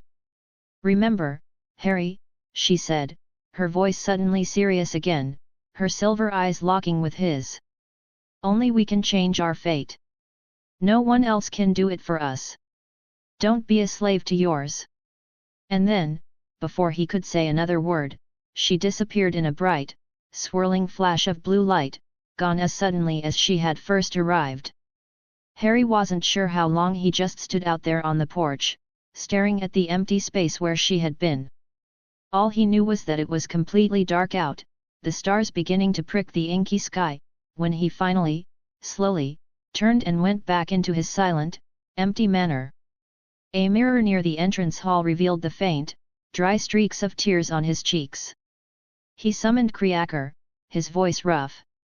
The elf appeared instantly, and Harry curtly asked him to bring a moist hand cloth to wipe his face. He then went to sit down at the massive, polished dining table, to eat a solitary meal for the first time in many, many months. He spent the entirety of it, and much of the night that followed, thinking of Ciri. He would need to master occlumency, and soon. He never, ever wanted to forget her face, her laugh, her fierce spirit, let alone all the precious memories they had made together. "Remember, Harry, only we can change our fate. No one else can do it for us. Don't be a slave to yours." Those were the last words she had ever said to him. He touched the warm wolf head beneath his shirt.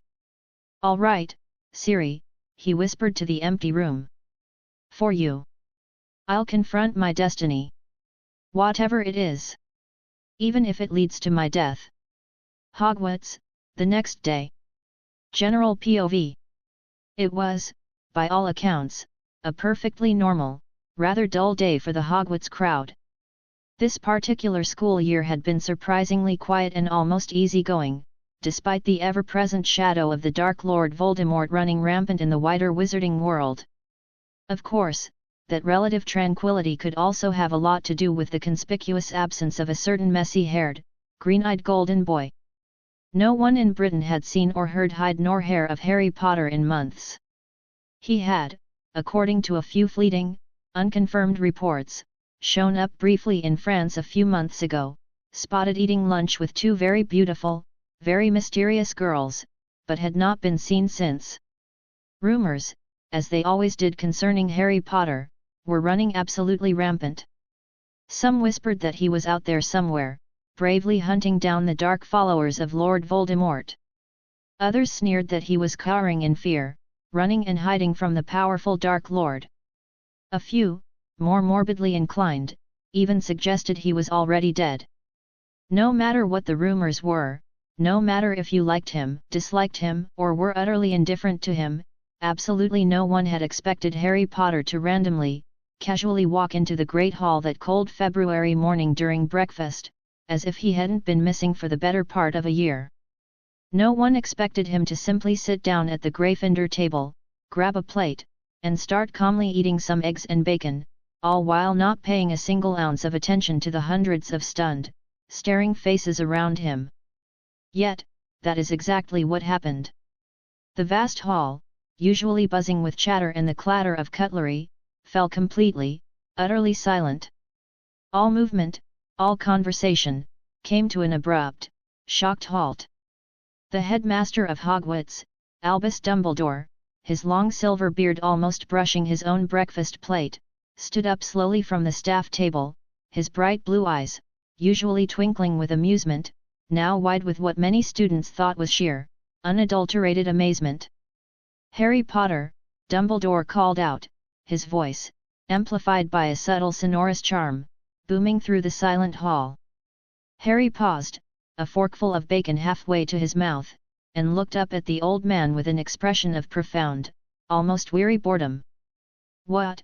he asked quietly, yet his voice, in the pin-drop silence, carried clearly to every corner of the great hall. Everyone seemed to be holding their breath, hanging on his every word. May I speak privately with you, Harry? Please?" Dumbledore asked, his voice a little strained. He was clearly, and understandably, wanting to take this unexpected and potentially explosive reunion away from the prying eyes and eager ears of the hundreds of students who were watching the unfolding drama with rapt attention. Harry shrugged nonchalantly, a gesture of pure indifference. "After I'm done eating," he said, his voice still quiet, and then he promptly went back to eating his eggs. "Why, you insolent little Professor Snape," from his seat at the staff table, had started to rise, his face contorted in its usual sneer, before Dumbledore silenced him with a single, sharp glare. Dumbledore looked back at Harry, his expression a mixture of relief and something unreadable. "As you wish, Harry," Dumbledore said, his voice regaining some of its usual calm. "But no later than that, please." Harry didn't even grace him with a nod or a response, just kept on eating. It was then, as if a spell had been broken, that everyone in the great hall burst into excited, hushed talking, a fresh wave of new rumors and wild speculations about Harry Potter already starting to circulate. It was only a few more moments before a piercing shriek was heard from the entrance of the great hall. "Harry!" someone yelled, their voice filled with a mixture of disbelief and overwhelming relief. Harry turned his head to look, and was immediately, and rather forcefully, smashed into by a bushy-haired missile that was one of his best friends. "Where have you been?" Hermione Granger yelled, her voice muffled against his shoulder as she tried to squeeze the literal life out of him in a bone-crushing hug. Harry did his best to shrug, a difficult feat when being compressed like an accordion. "On vacation," he said, his voice calm, almost nonchalant. "Harry, summer vacation ended ages ago," she exclaimed, finally pulling back enough to glare at him, though her eyes were suspiciously bright. Harry nodded slowly. "Yeah, I noticed," he said, taking another bite of toast. "It got cold, and then later it started snowing a few months back. Pretty big clues. So, what were you doing then?" Hermione asked again, her frustration evident. "I was still on vacation," Harry told her, his expression unchanging. She didn't seem at all happy about that answer. You mean you willingly skipped school, all this time, just so you could do nothing and relax," she said, her voice rising in pitch, clearly getting angry. "Yeah," Harry said, considering it. "Yeah, that sounds about right." He then looked past her at Ron Weasley, who was standing there looking a bit shell-shocked but also undeniably relieved. Ron took that as his cue to finally greet him. "Hey, mate," Ron said, a wide grin spreading across his freckled face as he clapped Harry firmly on the back. "Bloody hell, it's good to see you in one piece and everything. We were getting seriously worried there." Harry nodded, managing a small, genuine smile for his friend. Yeah, it's good to see you guys too, he said to them both. And in truth, he realized with a pang, he had missed them, more than he'd allowed himself to admit. But most of his thoughts, most of his time, had been consumed by Ciri. Ron, did you not hear him? Hermione interjected, still flabbergasted by Harry's casual attitude. He ditched school. 4 months. To go on vacation. Ron looked at Harry, then back at Hermione, then back at Harry again, and his grin widened.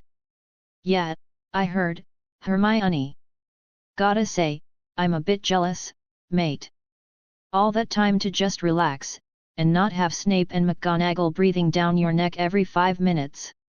Must have been nice. He then sobered slightly. But, why didn't you tell us? Send an owl or something. Hermione finally seemed to calm down a fraction, enough to wait for an answer. Harry sighed, running a hand through his perpetually messy hair. Look, I didn't feel like talking, or having to explain myself to anyone at the time, he said, his voice quiet but firm. Let's just drop it, all right? I'm here now, and that's what matters. How are your guys' classes going, anyway? He asked, deliberately trying to change the subject. Chapter 9. I just didn't feel like talking or having to explain myself. Let's just drop it, all right? I'm here now and that's what matters. How are your guys' classes going? Harry asked. Well, you know me, Ron said with a grin, nudging Hermione playfully. If it wasn't for Hermione here, I probably would have failed out of Hogwarts years ago, I tell you. Hermione blushed a little at the praise, but quickly composed herself. You'd be perfectly fine, Ronald, she said, though there was a smile tugging at her lips, if you actually tried to do your homework without being forced into it at the last possible second. Ron just grinned wider. Who has the time for all that, honestly, he said, winking at Harry. Harry squinted at the two of them, noticing a subtle shift in their dynamic, a comfortable ease that hadn't quite been there before he'd left. He said nothing, though. He wiped his mouth with a napkin, his breakfast finished, and stood up from the table. Well, he announced, I have to go talk to Dumbledore now. He prepared to leave the noisy, still buzzing Great Hall. All right, mate, Ron said, already looking forward to it. But come meet up with us in the common room after you're done. We've got a lot to catch up on. Hermione nodded her enthusiastic agreement with that statement. Harry gave them a single nod in return and then walked out of the hall, the eyes of hundreds of students following his every step. Harry's POV. Harry pushed open the heavy oak door to the headmaster's office without even bothering to knock. The familiar circular room looked all neat and tidy again, the various silver instruments whirring and puffing contentedly on their spindly-legged tables. Not at all like the utterly destroyed, ransacked mess he had personally turned it into all those months ago in his grief and rage. Dumbledore, Harry said, his voice flat and devoid of emotion as he stepped inside. You wanted to speak to me. Dumbledore, who had been gazing out of the large window behind his desk, turned slowly. He just stared at Harry for a few long, silent minutes, his expression unreadable. Harry, he finally said, his voice soft, almost fragile. I want to confess my profound apologies to you. Harry squinted his eyes in suspicion at the old man. What was this? Was he trying to win him back, to pull him back under his manipulative wing? I want you to know, Harry, Dumbledore continued, his voice laced with a deep weariness, that everything I have done, every decision I have made, was to try and protect you, to try and make sure that you came out of the other end of this terrible conflict alive. I see now, with painful clarity, that I perhaps pushed you too hard. That I did not tell you things, crucial things, that I should have told you a long, long time ago. Although many in our world think me infallible, Harry, I am far from it. There are more days now where I fully, truly feel my age, my failings, than I have ever felt before in my long life. I want you to know that I genuinely did what I thought was best, what I believed was necessary, to help you, Harry. I don't know, even now, if I was right or wrong to do so, but in the end, it doesn't truly matter, because in the end, I hurt you. I damaged your trust in me. And for that, I am so deeply sorry. I am sorry you felt the need to take such an extended, isolated leave of absence to try and right yourself. I take full, unequivocal responsibility for the trials you have gone through, my boy. I am so sorry. Harry could clearly see the unshed tears glinting in Dumbledore's usually twinkling blue eyes. He truly, genuinely meant what he said. There was no manipulation there, just a deep, painful regret. It's fine, Harry stated simply, but truthfully. I forgive you. And he did. He could, strangely enough, understand where Dumbledore was coming from. Sometimes, all you could do was your best, try to make the best choices with the information you had, but sometimes, your best just wasn't good enough.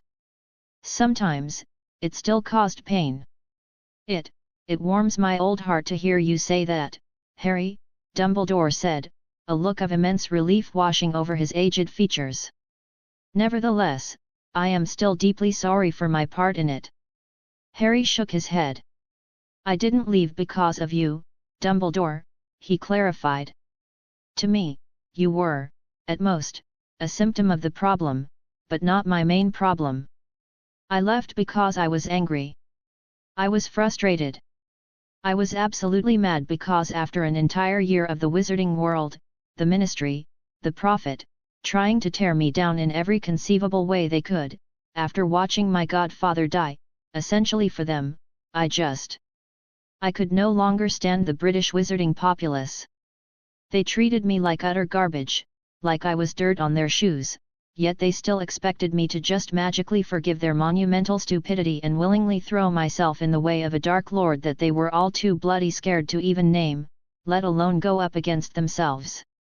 In a way, Harry admitted, his voice hardening, I think I despise them more than I even despise Voldemort.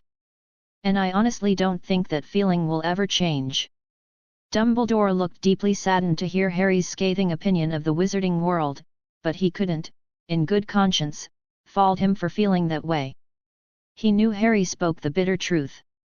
If I may ask then, Harry, Dumbledore said after a moment of silence. Why did you come back?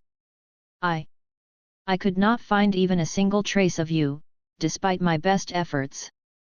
And I know, for a fact, that Voldemort couldn't either, otherwise you would most likely be dead. Harry didn't say anything for a long second, his thoughts immediately turning to Ciri. His beautiful, fierce Ciri. A faint, almost imperceptible smile touched his lips. Someone I loved, he said, his voice softer now, imbued with a warmth Dumbledore hadn't heard from him in a very long time, told me that only I had the power to change my fate. That I could run all I wanted, but in the end, I would just be a slave to it. I am here to fight against my fate, Dumbledore, because no one else can do it for me. That is all. Dumbledore nodded slowly, a thoughtful expression on his face. This person, she sounds very wise, he commented. Harry couldn't help but smile, a genuine, heartfelt smile this time. She would certainly like to think herself so, I'm sure, he said, a wave of affection washing over him as he once again thought of her. His face, however, quickly turned serious, his green eyes hardening with a new, steely resolve. Enough of all this sappy stuff, he said, his tone suddenly brisk, all business. Where is the Dark Lord? I have a score to settle with him. Year 2021, somewhere in the Himalayas. Daphne's POV. Daphne Greengrass was currently, and rather unhappily, trudging through a large, ice-slicked cave that was located near one of the treacherous top peaks of the Himalayan mountain range. Not necessarily because she wanted to be there, either. In fact, if it were entirely up to her, she would never have had to set a single, elegantly booted toe in this god's forsaken cave in the first place.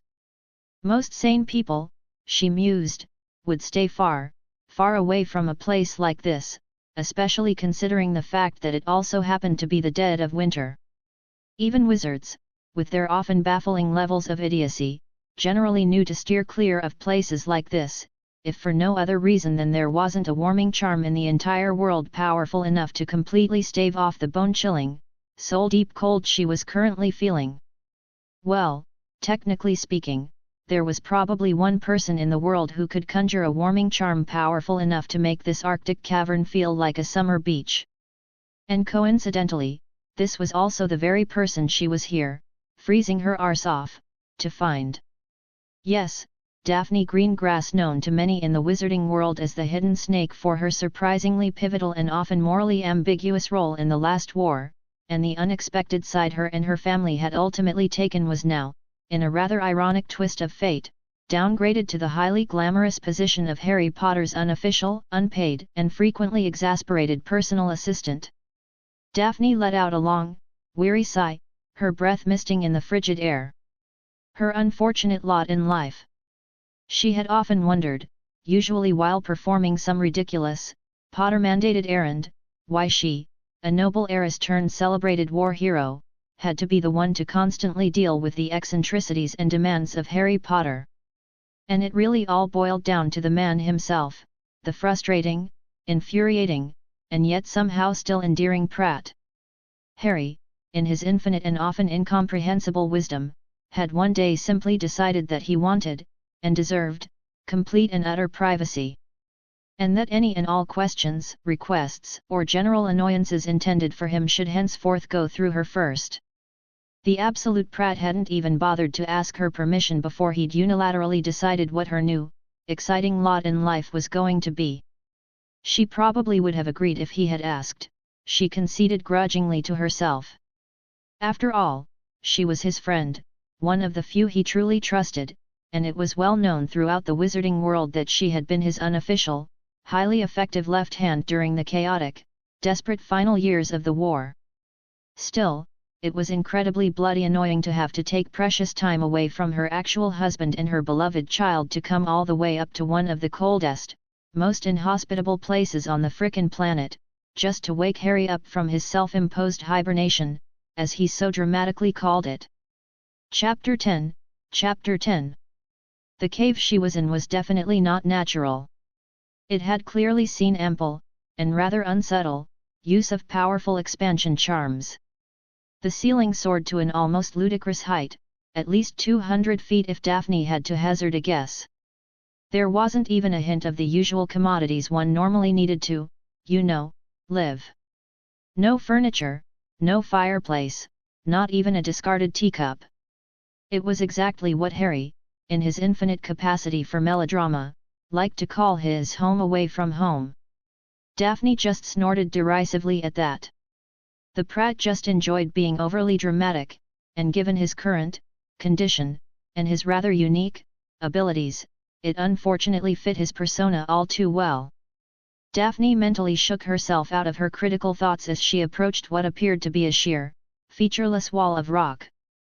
She wished, not for the first time, that she could just cast a simple lighting charm, but that might cause Harry to wake up, rather violently. An unfortunate, and often dangerous, side effect of the war was that unexpected weird lights or sudden noises near him while he was asleep tended to trigger his paranoia, and his equally potent defensive reflexes. Not a fun experience for anyone in the immediate vicinity. She pressed her gloved hand against the supposed wall and felt the unnatural, almost glassy smoothness she had expected. She stepped back a few paces and felt around the uneven, icy floor for a sizable rock. Eventually, her fingers closed around a jagged, heavy piece of stone. She hefted it in her hand, judging its weight, and deemed it heavy enough for her purposes. She reared back her arm and, with a grunt of effort, chucked the rock as hard as she could against the smooth, dark wall. "Oi, Potter, you lazy git, wake up," she yelled at the unmoving wall, briefly wondering if anyone who might stumble upon this scene would think she had finally, completely lost her mind. She waited for a few tense minutes, the only sound her own ragged breathing and the distant, mournful howl of the wind outside the cave entrance. Then, the unnaturally smooth wall began to move. Not just move, but shift and ripple in a way no self-respecting rock wall should ever be able to move. It quickly became quite clear that the wall was not a wall at all, but the immense, scaled side of a truly colossal creature that had just woken up and was now slowly, ponderously, moving to look at her. Daphne soon found herself face to face with a giant, pitch-black dragon, its intelligent, slitted eyes a shockingly familiar shade of emerald green. And this wasn't just any dragon, either. This was, unmistakably, a Hungarian horntail, the same breed Harry had faced in his 4th year. Except this one was bigger.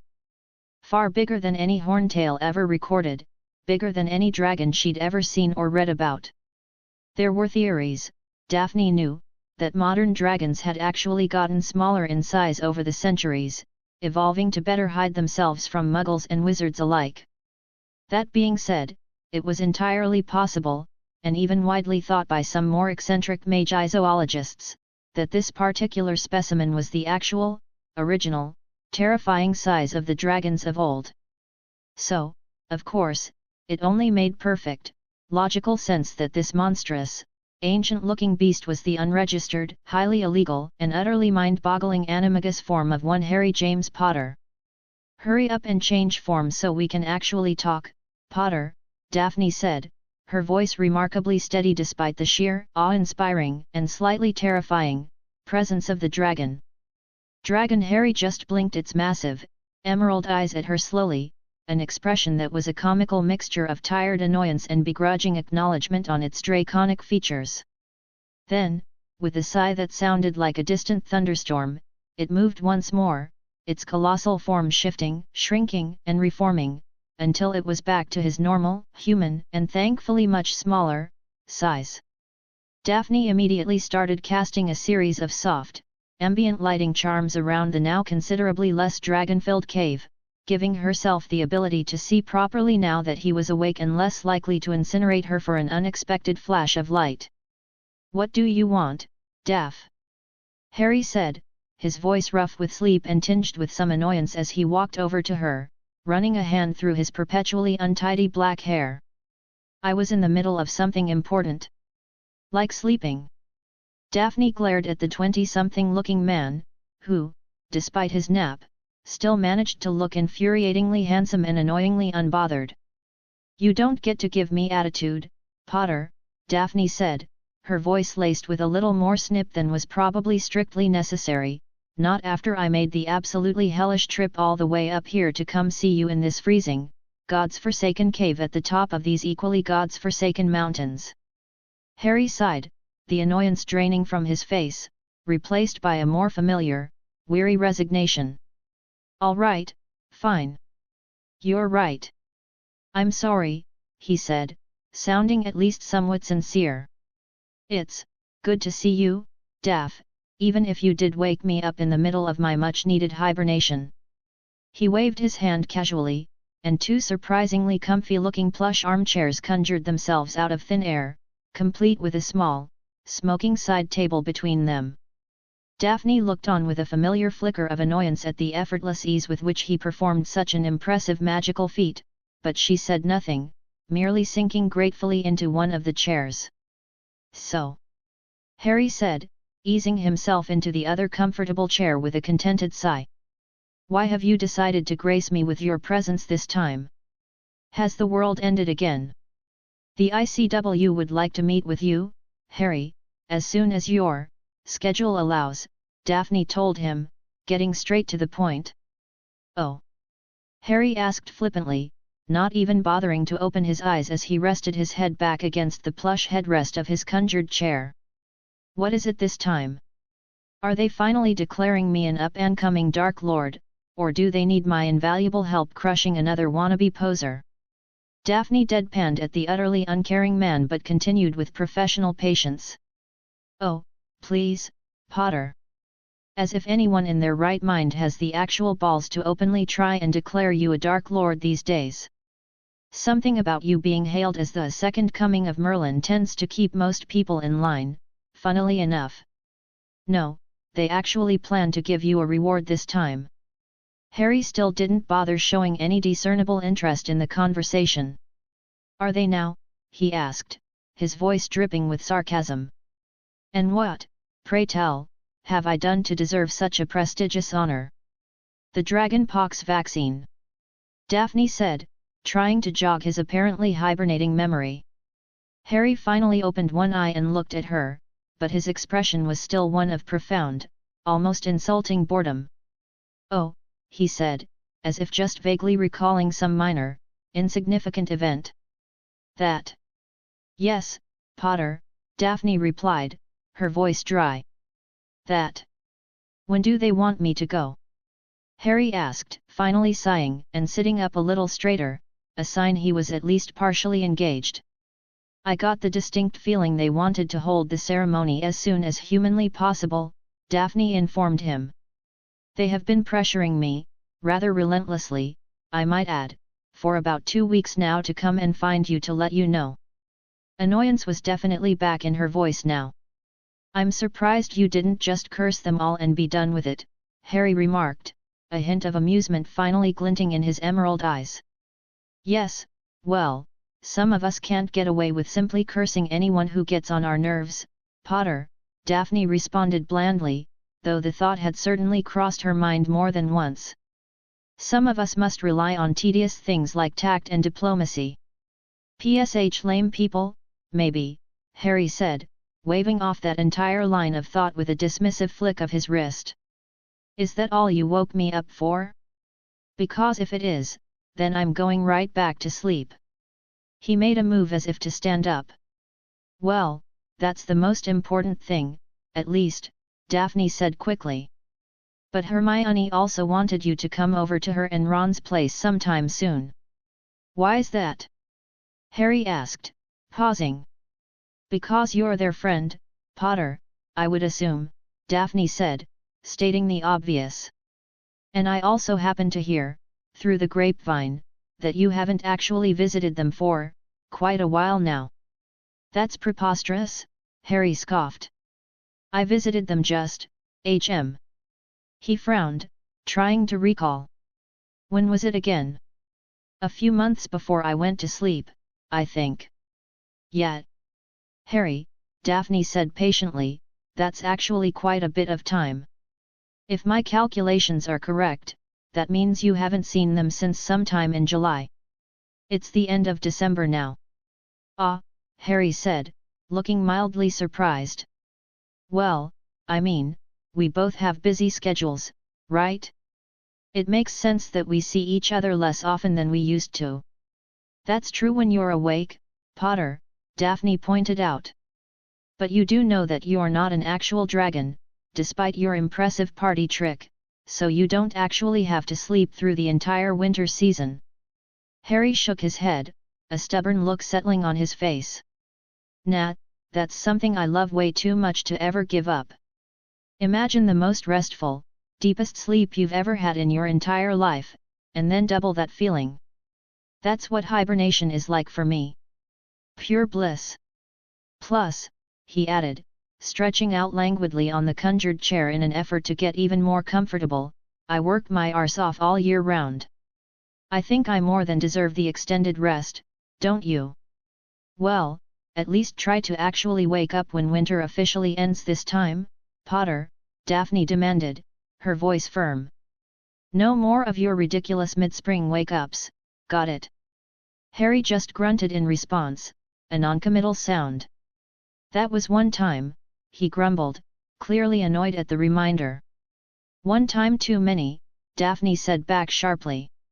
Harry didn't respond, but his face soured considerably. One other thing. Daphne said, her tone shifting, becoming more serious. I heard you've been poking around the Veil of Death again. In the Department of Mysteries. Can you tell me why? That caught Harry's attention immediately. For the first time since she'd arrived, his eyes cleared completely, losing their sleepy, bored glaze, and he looked at her with a sharp, focused intensity. Daphne's official job title was an unspeakable for the Ministry of Magic. Unofficially, she also helped out quite a bit with Harry Potter and his various, often highly secretive and occasionally dangerous, magical projects. Most of her unspeakable colleagues knew this, or at least suspected it. So, when they had seen Harry himself poking around multiple times near the ancient, whispering veil earlier in the year, they had immediately, and with considerable concern, asked Harry what he was doing. Daphne hadn't known what to tell them at the time. Harry hadn't mentioned anything about it to her, and he'd gone into his hibernation before she'd had a chance to ask him directly. Daphne herself was deeply concerned about it. Harry had never struck her as the suicidal type, not since the dark, tumultuous time right after their Hogwarts years when the weight of the world had nearly crushed him. One thing she would say about him, though, one undeniable truth, was that he was very, very lonely.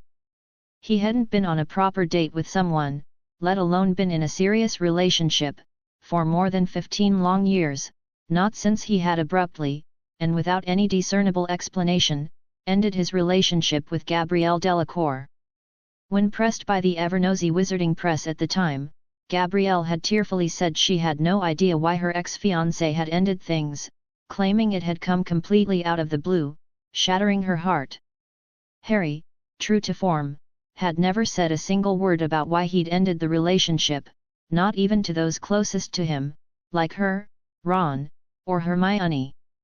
This long, self-imposed isolation, combined with his recent, unsettling interest in the Veil of Death, had led to Daphne feeling more than slightly worried for her enigmatic, powerful and profoundly lonely friend who spent almost all of his time alone, sequestered away, doing research for one obscure magical topic or another.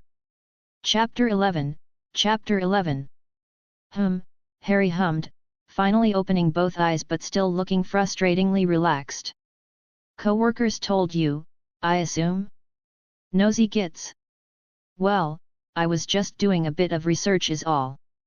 Satisfying an old curiosity. He waved a dismissive hand, clearly trying to brush off the topic. What kind of research involves lurking around the Veil of Death, Harry? Daphne pressed, not letting him off the hook that easily. She leaned forward slightly in her conjured chair. Just some thoughts I had recently, Harry said vaguely, his gaze drifting towards the icy ceiling of the cave. Daphne tensed. That sounded ominous. What kind of thoughts, Harry? She pressed again, her voice firmer this time. Harry looked back at her, a flicker of suspicion in his eyes before they seemed to light up with sudden, annoyed recognition. Oh, for Merlin's sake, Daphne, he exclaimed, sitting up fully now, his relaxed posture vanishing. I'm not suicidal, if that's what you're implying. Gods! I was just trying to figure out what the damn thing was, is all. I mean, come on. If I actually wanted to kill myself, I'd just point my wand at my head and cast the bloody killing curse. Quick, efficient, done. Throwing myself dramatically through the veil seems a little, over the top, even for me, don't you think? He settled back into his chair, though his annoyance was still palpable. Well, maybe if you weren't being all evasive and weird with your answers, I wouldn't jump to concerning conclusions. Daphne shouted back indignantly, her own temper flaring. Answer like a goddamn normal person for once, and maybe I wouldn't have been worried. Suicidal, honestly, Harry muttered, shaking his head. What the hell makes you think I'm suicidal in any way, shape, or form? He asked her, genuinely seeming perplexed. Well. Daphne hesitated for a moment, then decided to be blunt. You are always alone, Harry. I do that by choice, Daphne, Harry retorted instantly. I don't think anyone sane ever truly chooses to constantly be alone, Harry, Daphne shot back, leaning forward again. It's not exactly a natural inclination for humans to have, is it? Well, it is what it is, okay, he said dismissively, clearly uncomfortable with this line of questioning. Does it have to do with Gabby? Daphne asked softly, venturing into even more sensitive territory. Ugh! Harry groaned loudly, throwing his head back against the chair. Not this again. Can we please not rehash this? Well, it is weird, Harry. Daphne insisted, refusing to back down now. One moment, it seems like everything's going perfectly great with you two. You had this beautiful, vibrant girl who was absolutely, head over heels in love with you, and then the next moment, poof. You break up with her, offer zero explanation to anyone, least of all her, and you haven't seriously dated anyone since. That was over 15 years ago. It's weird. Okay, look. Harry sighed, running a hand through his hair again, looking genuinely weary now. It wasn't working out. Alright? There's nothing weird or mysterious about it. Gabby was great, she really was. She was smart, funny, gorgeous, everything any sane man would want in a woman. But I couldn't invest everything in that relationship. I honestly liked her a lot, Daphne, but I couldn't bring myself to say I loved her. Not the way she deserved to be loved. That's all there is to it. He finished speaking, his voice tight, his jaw clenched. Daphne thought about that for a moment, absorbing his rare moment of vulnerability. Does this have anything to do with that Ciri girl? She asked tentatively. The one Fleur mentioned, years ago, after you came back to Hogwarts. Harry immediately tensed at the name, his whole body going rigid. Fleur, she told you about her? He asked, his voice suddenly low and guarded. Daphne just nodded silently. Harry let out another long sigh, the sound heavy with unspoken emotions. I guess, yeah. Maybe it does, he admitted reluctantly. Let me ask you something, Daph, since we're apparently getting all deep and personal now. What was your relationship with Blaze like? Before you got married? When did you know that he was, the one? Daphne frowned, considering his question thoughtfully. When I knew Blaze was the one, she mused, tapping a finger against her chin. That's a tough one to pinpoint exactly. I think it was probably when he decided to completely cut ties with his rather traditionalist family, just so he could stay with me, support the side I believed in during the war. That was a huge moment. That was when I really knew, deep down, that this was the man I wanted to spend the rest of my life with. It also helped, of course, that we were always pretty similar, personality-wise. We just clicked. I guess, at a certain point, I just couldn't imagine my life without him in it anymore. Didn't want to imagine it. I guess that's when I knew that I truly loved him. She finished, a soft, fond smile gracing her lips at the memory. Harry sat with a thoughtful, almost wistful expression on his face, processing her words. Do you think you love this Ciri girl? Daphne asked gently. Harry tilted his head, his gaze distant. I don't know, he said honestly, his voice quiet. I think she was the closest thing to it, at the very least. The benchmark. I can't tell you if she was the one or not, but I can tell you that every single time I was with another girl after her, even just talking to one, I would inevitably compare them to her. How much effort I had to put into a simple conversation compared to how effortless, how easy it was just to talk and be with her. He let out a short, self-deprecating laugh. This sounds almost pathetic, doesn't it? How completely stuck I still am on a girl I knew for barely 6 months, literally 20-something years ago. Which is entirely my own damn fault, actually. He looked at Daphne, a wry, pained expression on his face. Chapter 12. He let out a short, self-deprecating laugh.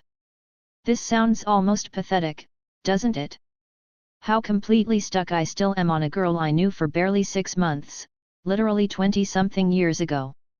Which is entirely my own damn fault, actually. He looked at Daphne, a wry, pained expression on his face. Did you know I originally learned occlumency, perfected it, just to make absolutely sure I wouldn't forget a single second of my time with her? How pathetic is that? So now, I can't even have the simple luxury of time dulling the memories, of naturally forgetting her and trying to move on. I actually thought about getting myself obliviated once, just wiping her from my memory completely so I could finally move on. But then I thought to myself, maybe it's for the best this way. I mean, even if I do somehow meet someone new, someone amazing, there's no way they're going to live as long as me, given my whole master of death, longevity issue, right? So what's the point? He seemed to almost be talking to himself now, lost in his own bleak thoughts. Daphne kept quiet, just listening, her heart aching for her friend as he inadvertently laid bare the depth of his long-held pain and loneliness. So? Daphne finally asked softly, breaking the heavy silence. What's the plan then, Harry? The plan? Harry repeated, his gaze snapping back to hers, sharp and intense. The plan, Daphne, is to keep myself busy enough, buried deep enough in my work and my projects, to not constantly register the sheer, crushing misery of my situation until I'm eventually, inevitably, offed by something or someone. Or until the heat death of the universe, whichever comes first. He stared right into Daphne's eyes, and she could see, with chilling clarity, how utterly serious he was. That was actually his plan. To spend the rest of his quasi-immortal, unnaturally long life just, waiting for the end, distracting himself from his own existence. It was such a sad, bleak life for someone so powerful, so brilliant, and the worst part was that Daphne didn't have the first clue what to say to make it better. Harry was in such an extremely unique, almost unprecedented position. There was probably no one else left on the entire planet who could truly relate to his specific burdens. Maybe the Flamels could have, once, but even then, they had always had each other to spend eternity with. And now, it was back to eternity for them, wasn't it?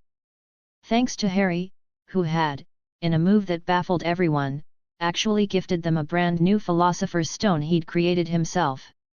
Another thing that barely anyone knew about, and absolutely no one knew why he had spent 10 years on that incredibly complex side project, only to immediately give the stone away, destroy all his notes, and then systematically obliviate the intricate knowledge of its creation from his own head. It was just weird.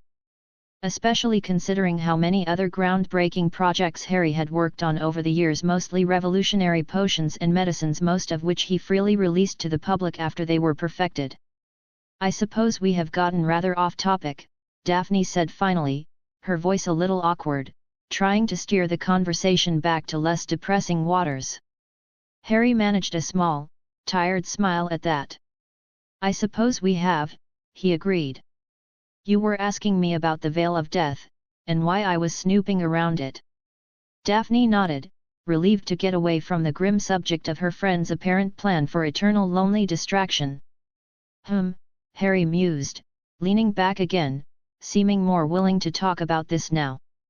Well, I was trying to figure out why someone would go to the trouble of creating a doorway that apparently just kills you. Or sends you somewhere you can't return from, same difference really. It didn't really make much sense in my head, especially when, as I said, you can just kill yourself with much easier, more direct means if that's your goal. So, I started checking out the runic arrays carved into the archway, trying to puzzle together what they actually meant, what their combined function was.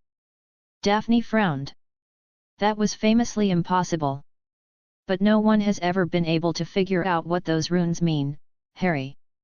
They aren't in any recorded language. They share some superficial similarities with a few ancient Latin or Norse runes, maybe, but nothing concrete. Well, I didn't try to translate them like a language, Harry explained, a familiar spark of intellectual excitement entering his eyes. I copied every single rune I could find on the archway, every swirl, every line. Then I started comparing them, not by shape, but by how they felt magically, how they seemed to manipulate and channel ambient magic. I compared them to all known types of runes: Norse, Egyptian, Goblin runes, Atlantean scripts, you name it, focusing on the intent behind the way they shaped magic. After that, I analyzed how they reacted and interacted while they were arranged in specific arrays on the veil itself. Took me a few weeks of intense cross-referencing and theoretical modeling, but I think I have a pretty well-founded understanding now of what the original creator was actually trying to do with the veil. And I think I have a damned good idea why he was trying to do it. Daphne rolled her eyes internally. She recognized that look. The Prat was deliberately trying to bait her into asking more questions, drawing out the reveal like some dramatic storyteller. "Harry," she said, letting some of her impatience creep back into her voice, "just tell me what you found out already." Chapter 13. Chapter 13. Daphne rolled her eyes internally. She recognized that look. The Prat was deliberately trying to bait her into asking more questions, drawing out the reveal like some dramatic storyteller. "Harry," she said, letting some of her impatience creep back into her voice, "just tell me what you found out already." All right," Harry conceded, finally deciding to drop the dramatic suspense.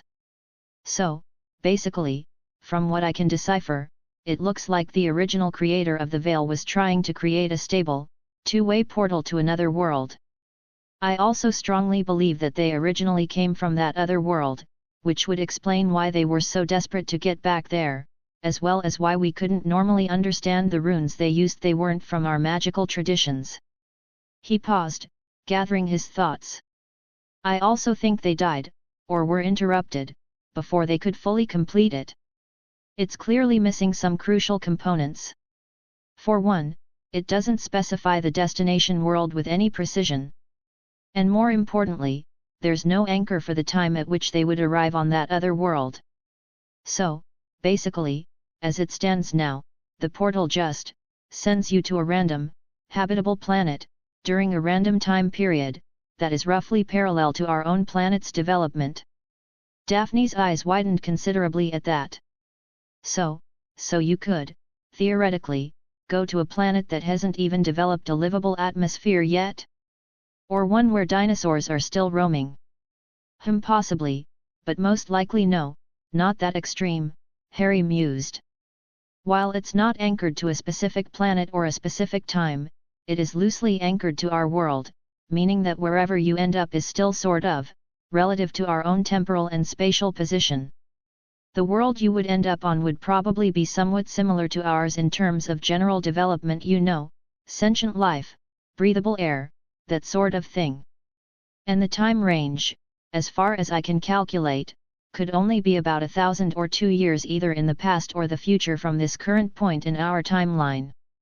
Of course, he added, a thoughtful look on his face. That means almost nothing in the grand scheme of things, as you don't know the specific level or rate of advancement of the creatures or civilizations on that other world. You could arrive at the exact same corresponding time on an exactly similar type of world and still find yourself in a whole different, completely alien situation. Fascinating, isn't it? He finished, a spark of genuine intellectual curiosity in his eyes. Daphne nodded slowly, trying to process the implications. It was one of the most peculiar, and frankly, almost entirely useless, magical artifacts she had ever heard of. A one-way ticket to who knows where, at who knows when. "Well then," Daphne said, already thinking about the mountain of paperwork and the annoyance of later explaining this bizarre discovery to her unspeakable colleagues. "I guess we should have it decommissioned and destroyed as soon as possible. Clearly, it's too dangerous to leave active." "Eventually, sure, go ahead," Harry said with a casual shrug, as he stood up and stretched languidly, like a cat waking from a nap. Daphne frowned at him, a knot of unease tightening in her stomach. "Eventually? Why not now, Potter?" Daphne asked, her voice sharp. Harry looked at her, a sheepish, almost guilty expression suddenly appearing on his face. Well, I was sort of thinking of popping through it myself, next summer. You know, just to see what I get. Bit of an adventure. He seemed to shrink in on himself slightly as Daphne's glare intensified with every word that came out of his mouth. You. What? She hissed, her voice dangerously low, her wand hand twitching. Well, you know, Harry continued, now looking decidedly uncomfortable but still determined, I figure my work here is pretty much done, right? Saved the world, developed a few miracle cures, all that jazz. Time for me to get onto some other great adventure, don't you think? And that portal, well, that's probably the best place to start. I know how to make a similar portal now, at least in theory. So, I figure I'll just go to a new place, explore until I get bored of it, and then make another portal and hop to another new world. Then it's just rinse and repeat, I guess. At least until I'm eventually killed by something interesting, he explained, as if this was the most logical and reasonable plan in the world. What happened after that was kind of a blur for Daphne. She vaguely remembered a red mist descending over her vision, a roaring in her ears, and then, yes, she remembered she started throwing curses at him. Quite a few of them, actually. And she hadn't stopped for a good while now, if the smoking, rubble-strewn state of Harry's previously pristine ice cave was any indication. Harry was currently, and wisely, hiding behind a rapidly conjured and constantly repaired stone wall, trying to shield himself from her furious onslaught. I really think you're overreacting just a little bit about this, Daph. Harry called out to her from behind his crumbling wall. Daphne, not dignifying that ridiculous statement with a verbal response, threw a powerful bombarda maxima straight at the center of the wall, right where she hoped his infuriating head would be. She watched with grim satisfaction as the wall exploded inwards, and she heard a distinct, undignified squawk of surprise from the other side. Daphne, she heard him yell from amidst the now collapsing, smoking remnants of his magical shield. What? She screamed back, her voice raw with anger and a healthy dose of fear for his sanity. Please stop. You're going to bring the whole bloody mountain down on us. Harry yelled, his voice now laced with a genuine note of alarm. Then you stop being an absolute, blithering, suicidal idiot, she yelled back, and sent a particularly nasty stinging hex in his general direction for good measure. She heard a soft pop sound directly behind her and whirled around, wand raised, to see Harry standing there, looking remarkably unscathed, if a little dusty, for someone who had just had a stone wall explode on top of them. She raised her wand to hex him again, but quicker than she could blink, faster than humanly possible, he was holding her wrist, his grip firm but not painful, her wand suddenly, inexplicably, in his other hand. Chapter 14, Chapter 14. She raised her wand to hex him again, but quicker than she could blink, faster than humanly possible, he was holding her wrist, his grip firm but not painful, her wand suddenly, inexplicably, in his other hand. Look, Daphne, he said, his voice serious now, all traces of his earlier nonchalance gone. I know you don't like this. I know it sounds crazy. But I can only go around performing miracles and pretending everything is fine for so long before I just devolve into some kind of emotionless, detached husk. This isn't something I really want to do, not deep down. But it's something I feel like I should do, something I need to do, before it's too late and I'm not me anymore. I know this sucks, believe me, I do. But I'd rather have everyone remember me as I am now, flaws and all, than have them see me when I eventually go completely crazy because I have nothing left, no purpose, no challenges. It's the best of a really bad set of options, Daph. Who knows, he added, a faint, wistful smile touching his lips, maybe one day, far in the future, I'll even come back and see what's been done about this old place. Daphne felt tears, hot and unwelcome, pooling in her eyes. She absolutely hated it when the infuriating Pratt was right. As much as she pretended he wasn't, as much as he drove her crazy, Harry was one of her closest, dearest friends, and the thought of him leaving, possibly forever, made her incredibly, deeply sad. She had learned to truly appreciate him, to understand him, during the dark, desperate days of the war. She'd gotten to know the real Harry then, the one behind the headlines and the hype, and all the unbelievable shit he constantly went through because of the biased media and their corrupt, incompetent government. The way he had simply powered through all of it, the relentless pressure, the constant danger, the betrayals, and still successfully led a ragtag army of mostly underage kids against one of the darkest, most powerful Dark Lords of all time. The way he had somehow mastered the almost impossible art of appearing so otherworldly and inspiring, a beacon of hope, while also seeming like a completely common, ordinary man who struggled with normal, relatable problems, just like everyone else. He was a rock. That was the only way she could truly describe him. Not just for her, but for so many people. It would be incredibly hard for many of them to accept his leaving. Harry gave her a small, sad smile, his own eyes suspiciously bright. "Come here," he said softly, holding his arms out for her. "Let me have a hug." She slowly walked over to him and buried her face into his chest, her shoulders shaking. She let slip a few of the tears she had been trying so desperately to hold back. "Hermione is going to absolutely kill you when she finds out about this, you know," she mumbled into his shirt, her voice thick with tears. Harry laughed at that, a soft, rumbling sound in his chest that was both comforting and heartbreakingly familiar. Year 2022, summer. Harry's POV. Is it wrong, Harry wondered, surveying the absolutely packed room, to secretly wish that most of the people who supposedly came to see you off for probably the last time ever, didn't actually show up? He seriously doubted that this many people had ever even been in this particular chamber in the Department of Mysteries before today, much less all at the exact same time. It looked like everyone and their mother, grandmother, and second cousin twice removed from the entire British magical community, and then some, had shown up to see him off on his grand, interdimensional adventure.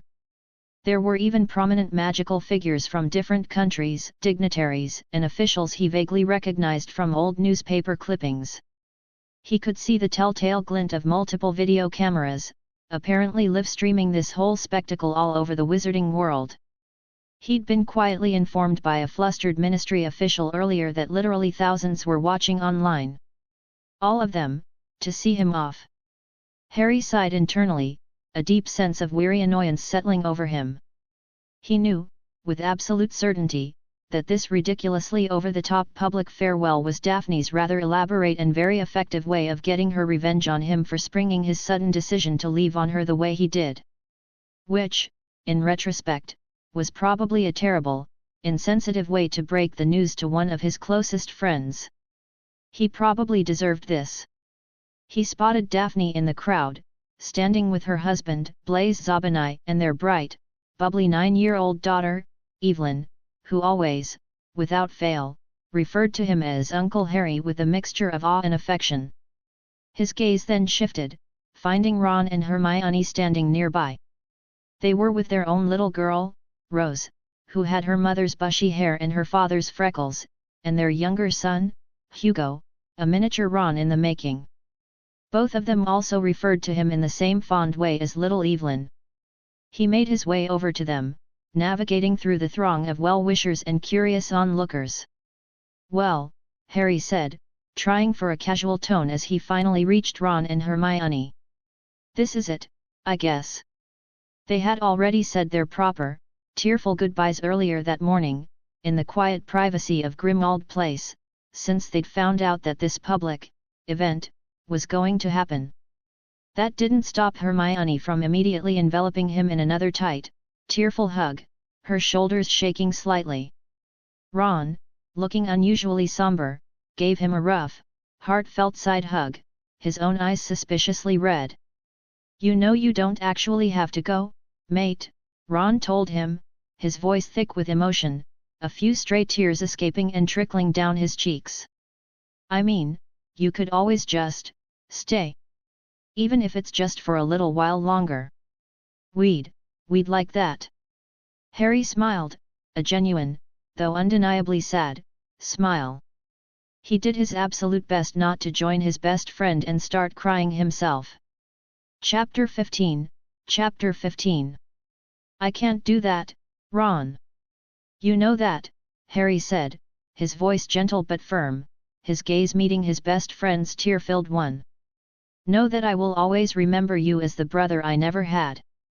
I mean that, from the bottom of my heart. I left a few gifts for you in your Gringotts vault. I didn't tell you earlier because I knew you'd argue, but I can't exactly use them where I'm going, so I figure you should have them. Ron cuffed the side of his head, a familiar, affectionate gesture.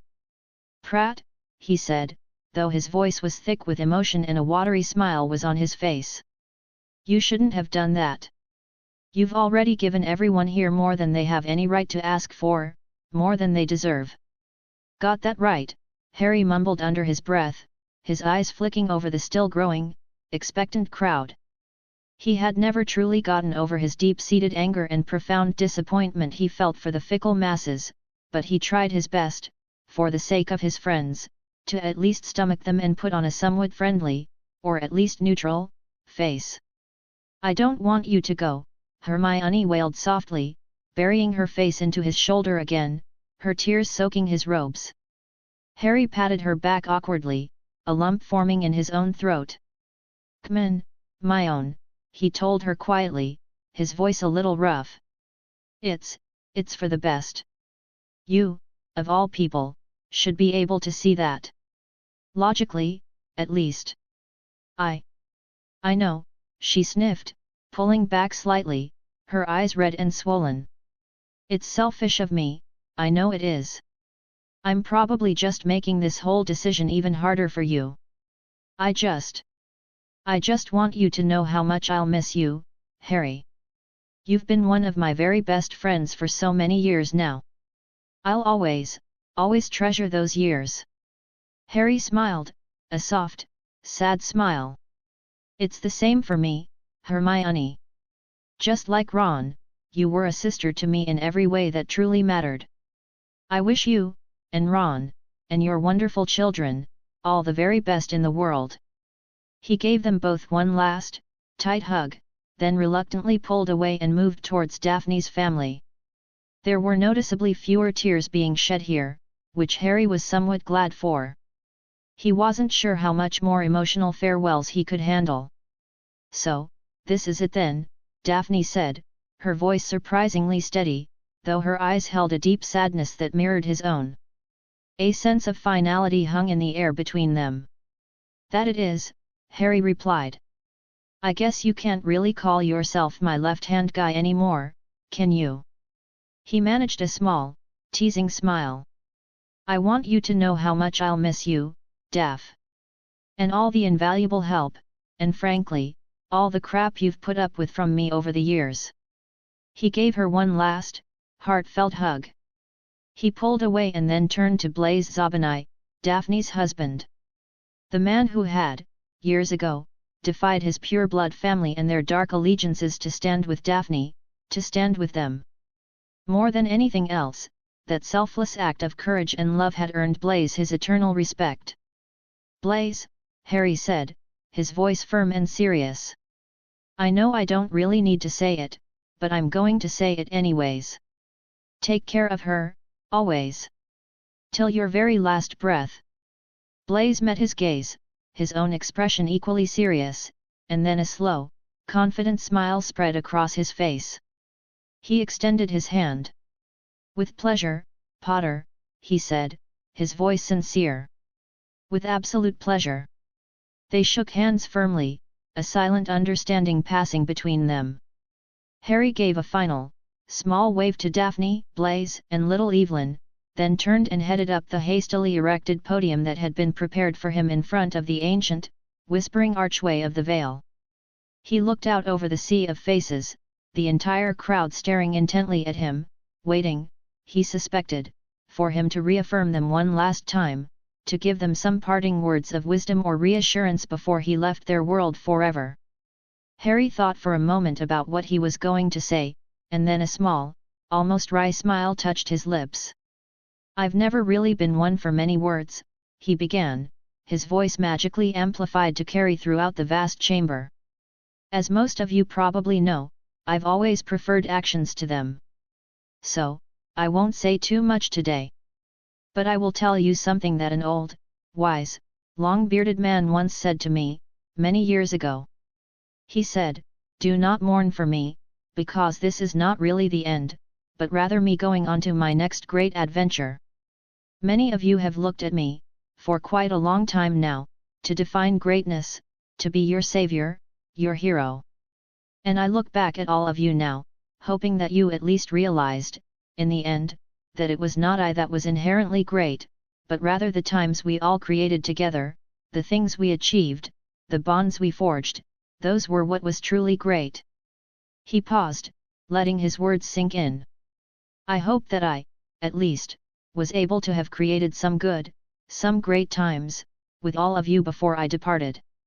I hope that many of you will remember me not for the faults that I undoubtedly had, which, I assure you, I did have, plenty of them, but rather for the accomplishments I managed to make, for the good I tried to do." And with that, Harry finished, his voice ringing with a newfound sense of peace and finality, "I leave you all, to embark on my next great adventure."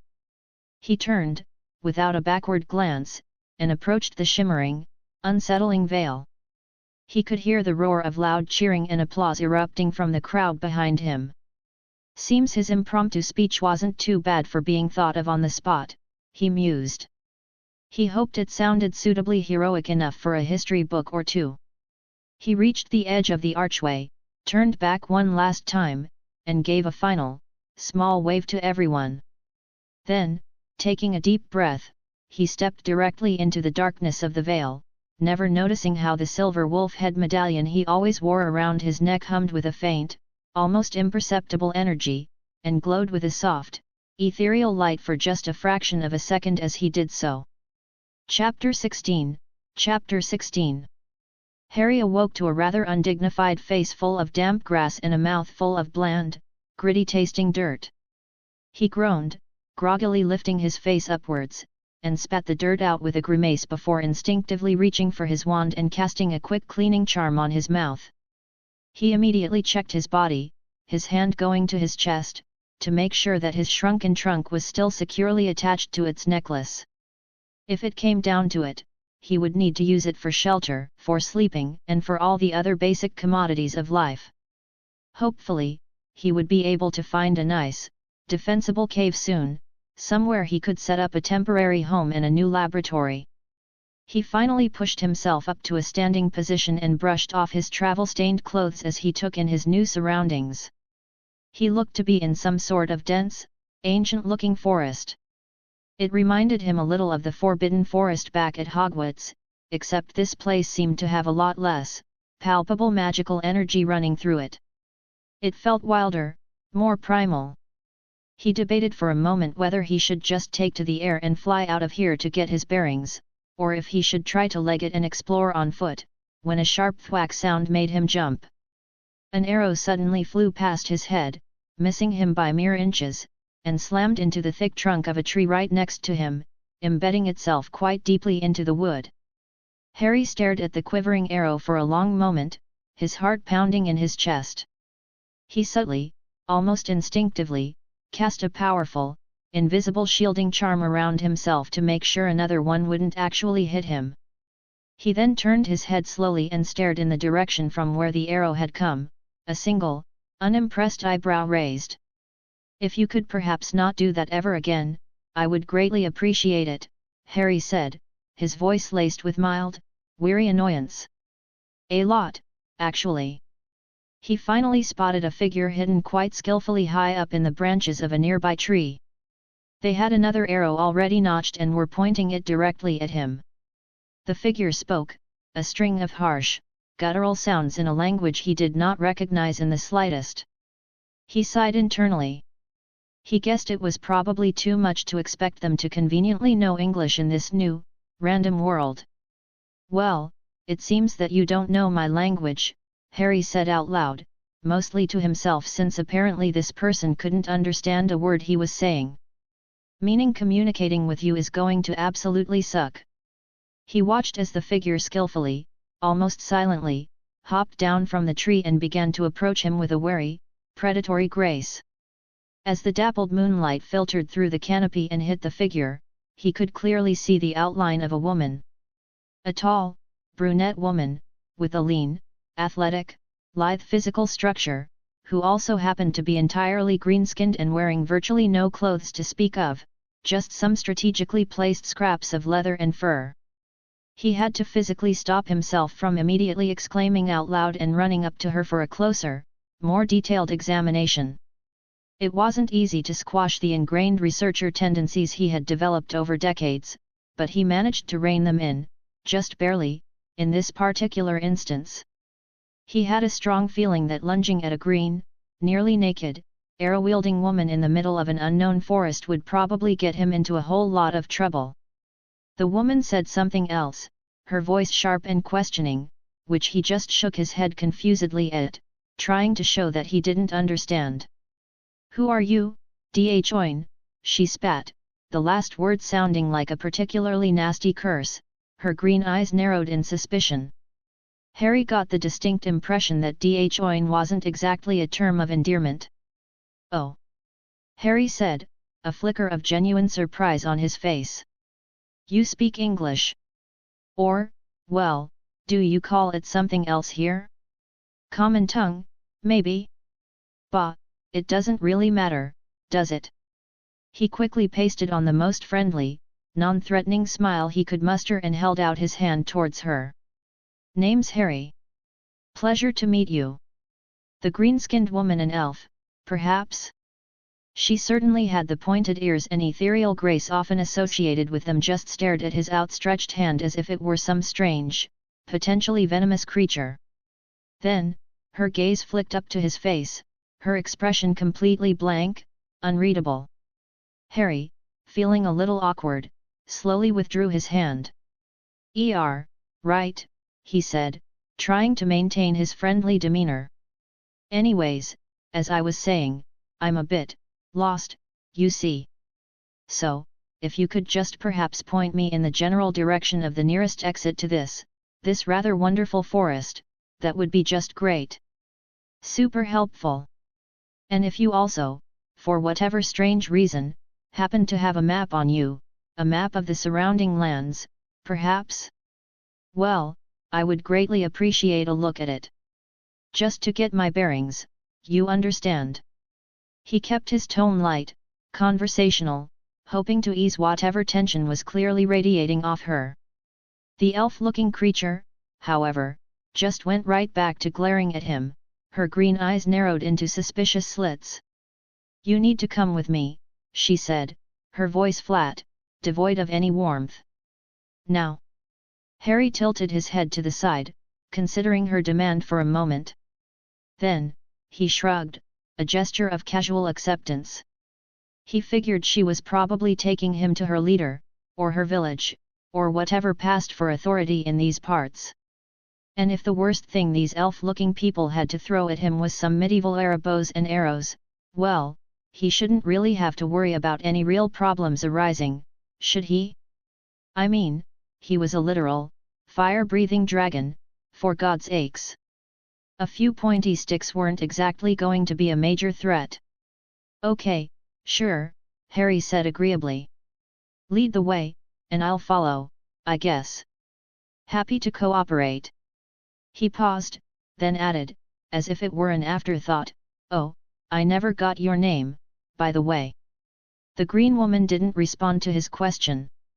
Instead, she raised her bow and arrow again, aiming it directly at his chest, her expression menacing and clearly impatient. "Walk," was all she said, her voice cold and hard as stone. Chapter 17, My name is Harry. "Walk," was all she said, her voice cold and hard as stone. "Okay, I then," Harry said, drawing out the word as he started walking in the general direction the green woman had gestured towards with her bow. She led him silently through the dense, ancient forest for what he guessed was an hour or two, the only sounds their footsteps and the rustling of leaves, before they finally came to a clearing. In the middle of the clearing was a structure, or rather, a collection of structures, nestled amongst the trees. Harry could immediately feel the subtle, almost imperceptible enchantments woven around the place. If he hadn't been actively studying the structure and the surrounding air so intently, he might have missed them entirely. It felt like a mild, almost passive compulsion, a subtle magical nudge designed to make unwelcome visitors feel uneasy, to encourage them to stay away from this place. It wasn't really directed at specific individuals or threats, though, so not quite as sophisticated or powerful as the wards he could produce. It did, however, tell him one very important thing: there were other magic users, similar to him in some ways, on this new world. He would need to be careful of them, to not underestimate them. They entered the main structure, which seemed to be a kind of central hub for a small-looking community. Warning bells immediately started going off in Harry's head. For one, there were quite a few women and female children visible, all with the same green skin and elfin features as his escort, but there were absolutely no males whatsoever. Not a single one. This meant one of two rather alarming things: either the women of this village, and perhaps even this entire world, did not need men to reproduce, or they simply got rid of them after the reproduction process was complete. He immediately dismissed the first idea as highly improbable. The woman who had brought him here hadn't seemed particularly surprised or shocked by his male appearance, implying she had seen men before. That didn't exactly fill him with a warm, fuzzy feeling of hope, though. "Keep walking," the green woman said sharply from behind him, clearly annoyed that he had stopped to observe. Harry nodded. "Right. Sorry about that," he said, turning back to her. "Just surprised by your little village here. It's quite unique. You don't seem to have any men around. You don't happen to be man-killers here, do you?"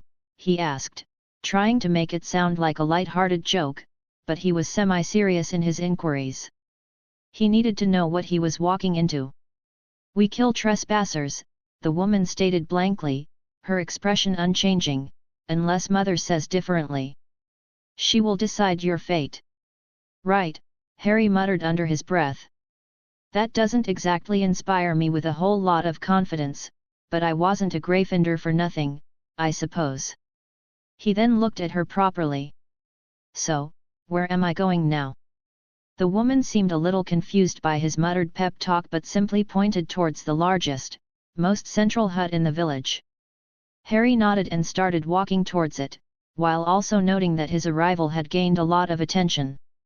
It seemed the entire green-skinned female village had stopped whatever they were doing and were now staring at him with open curiosity, and perhaps a hint of suspicion, as soon as he had entered their domain.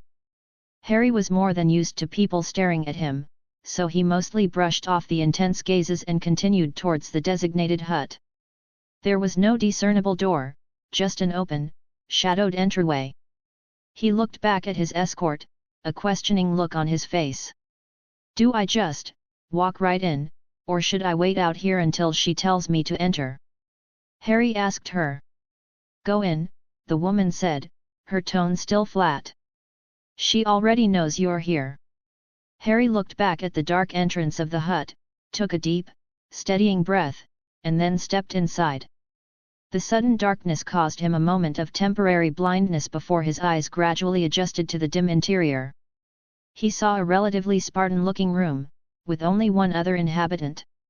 A woman was looking at him calmly from across the room.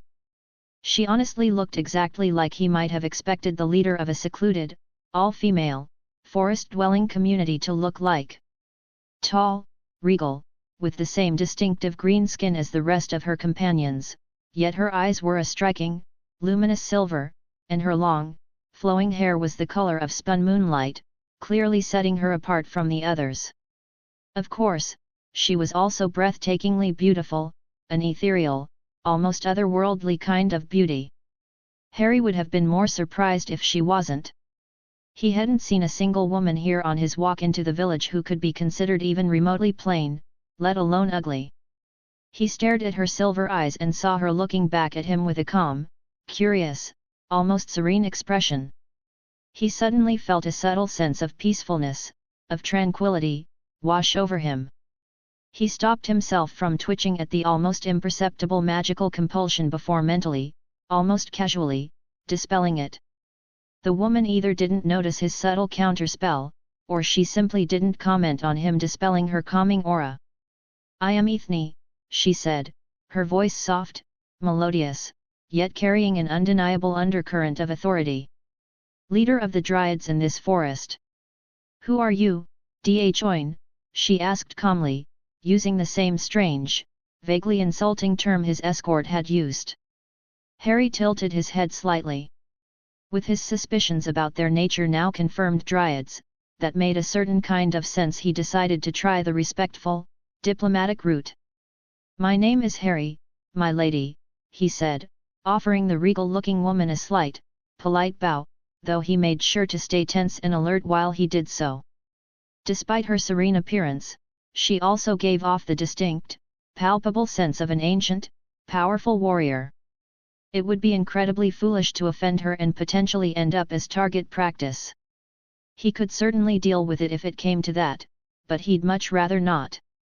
Plus, there was something nagging at him about her, about this entire little village nestled deep in the forest. It all sounded so vaguely, tantalizingly familiar, but he couldn't quite put his finger on why. Chapter 18, yes.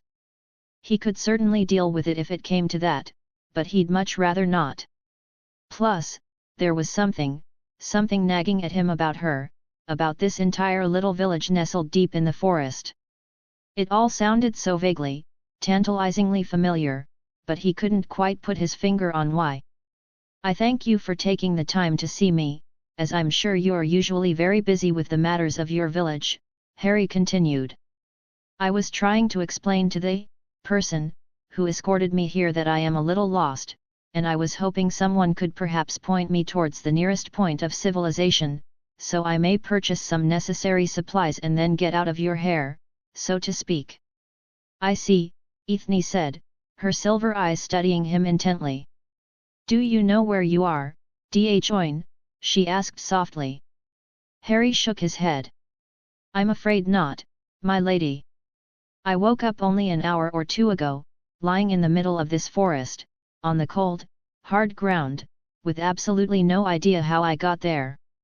It was, technically, a lie, but he was a pretty good liar when he needed to be, so he wasn't overly concerned about being caught out.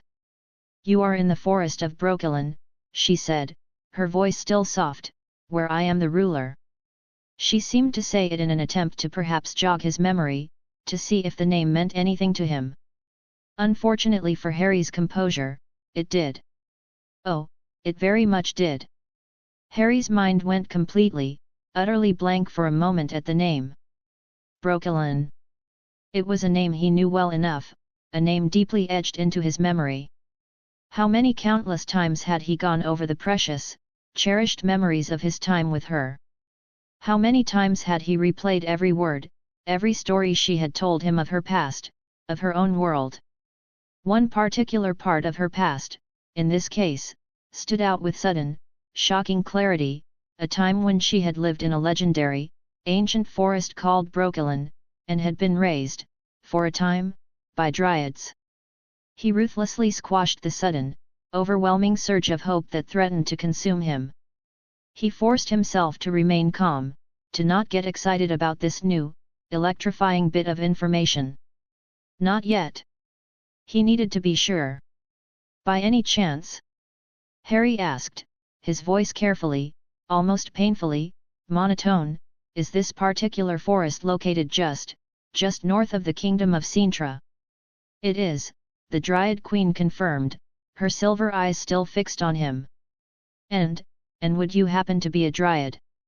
Harry asked, his carefully constructed composure starting to crumble, his excitement hitting new, dangerous levels, barely being contained inside him. He barely even registered that she had, in fact, already told him that. "I am," Ethne said calmly, but he thought he detected what might have been the faintest hint of amusement in her voice now, in the slight upturn of her lips. "One last question, if you would humor me, my lady?"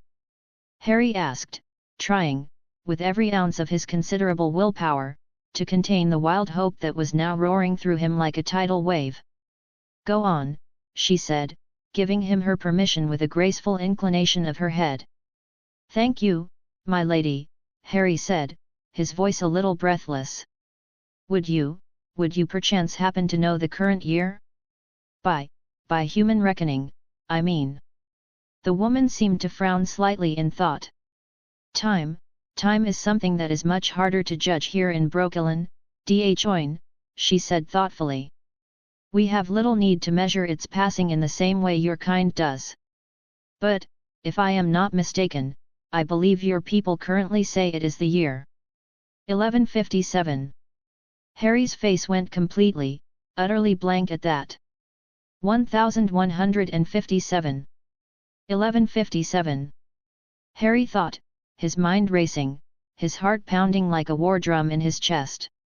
That means she won't even be born for nearly another 100 years. Which means I didn't go too far forward in time. I haven't missed her. I'll be able to see her again. I'll actually be able to see Ciri again." He could no longer contain it. The monumental relief, the sheer, unadulterated joy, was too much. With a sudden, explosive burst of energy, Harry shot upwards into the air, hovering just below the roof of the hut, and let out a deafening, triumphant roar. "Yes! Year 1183. Harry stood in the dusty, sun-baked square of a small, grimy town called Belhaven, watching one of the most disgusting, stomach-churning scenes he had ever seen unfold before his eyes. And believe him, he'd seen a lot of disgusting things in his time. Belhaven, he'd quickly gathered, was apparently a town chock full of racist, ignorant assholes. A large, jeering crowd was currently gathered around a crudely constructed wooden platform. On that platform, a sweaty, brutish-looking man was in the process of tying a thick, rough-looking noose around the slender neck of a crying, terrified elf woman.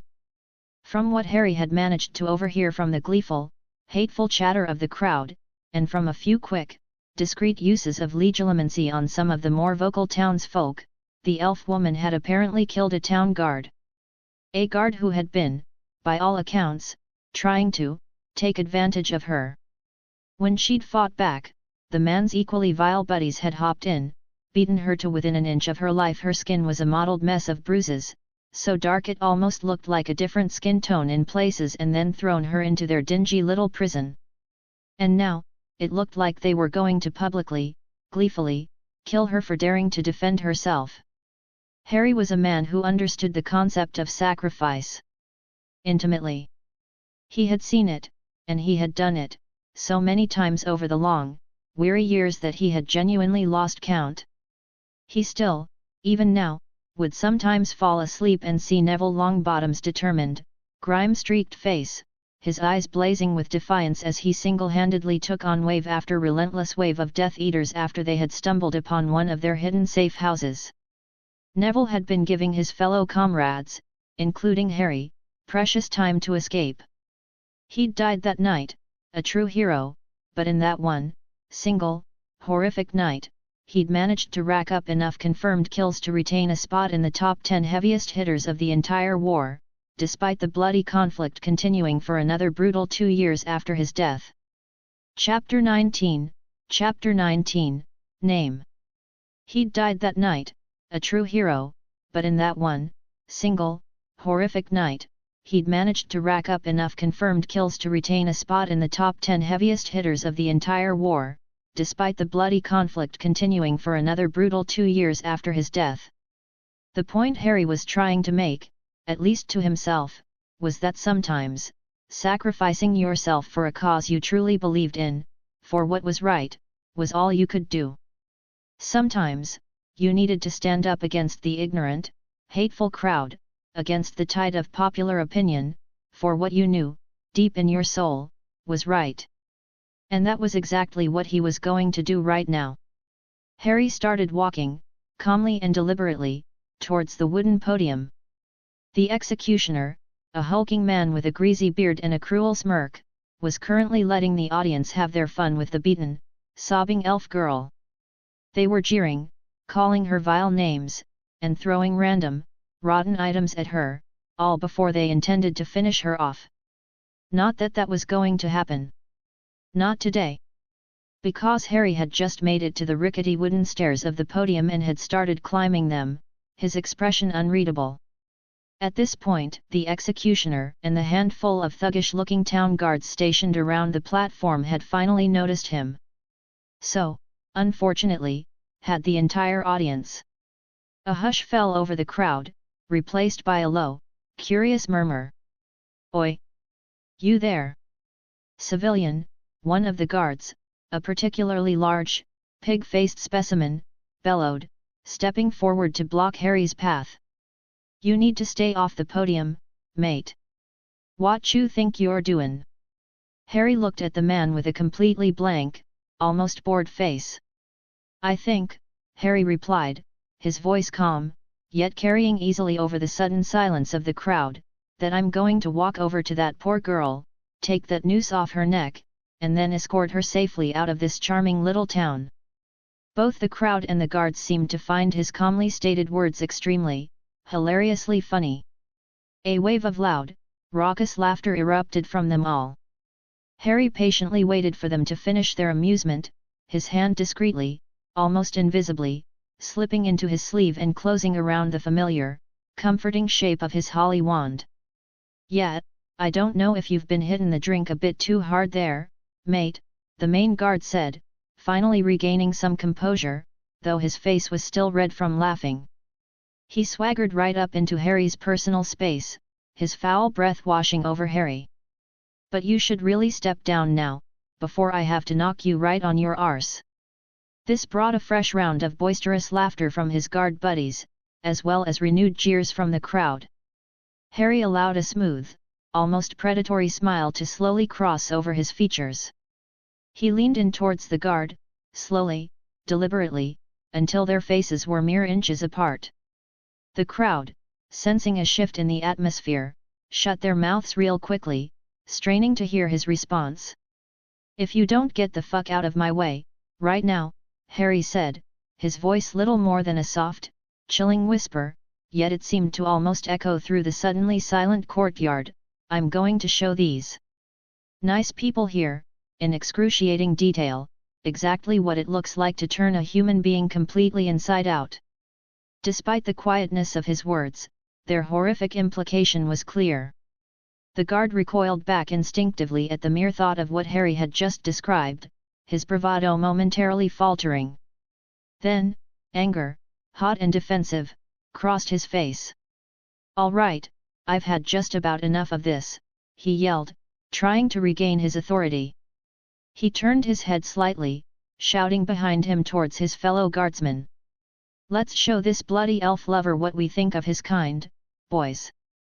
He reached for the hilt of his sword, drawing the rusty blade with a flourish. It was unfortunate, really, that he did not see the blindingly fast, scarlet curse rushing towards him in time. Otherwise, he may have been able to stop Harry from making good on his rather gruesome promise by, perhaps, dodging out of its deadly path. Alas, it would seem he was too distracted by his own bluster. Which was why, right now, he was no longer a swaggering, pig-faced guard, but just a giant, steaming, obscene red puddle of blood, bone fragments and unrecognizable human organs splattered across the rough wooden planks of the platform. It didn't take long for the screaming to start after that.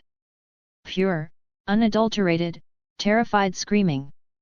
Even the remaining guards seemed to be too shocked, too disgusted and horrified, to act immediately after what had just happened to their commander. This was also unfortunate for them.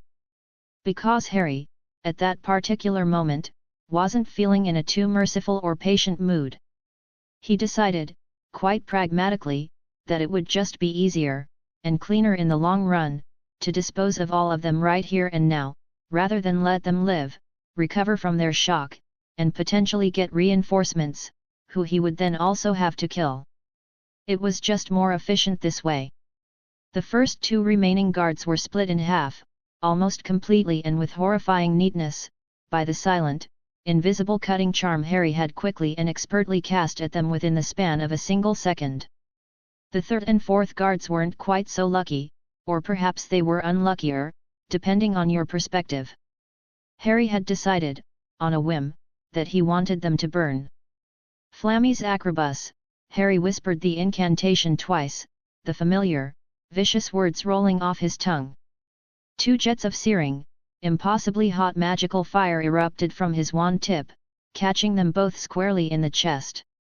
It was one of his signature spells during the war, a spell he had refined and mastered to the point where, when he cast it with his full, considerable power, it could almost keep up with the destructive intensity of most fiend fires, but with far greater control. Harry took a brief, detached moment to watch the remaining crowd screaming, scrambling, and running away as fast as their legs could possibly carry them.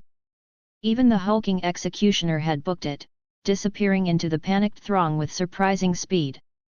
Good riddance. Harry ignored the fleeing mob and turned his attention towards the elf woman. She was looking at him with wide, terrified eyes, her body trembling uncontrollably. Many years ago, it might have bothered him, that someone he had just rescued looked at him with such raw horror. Now, it didn't bother him a bit. He understood.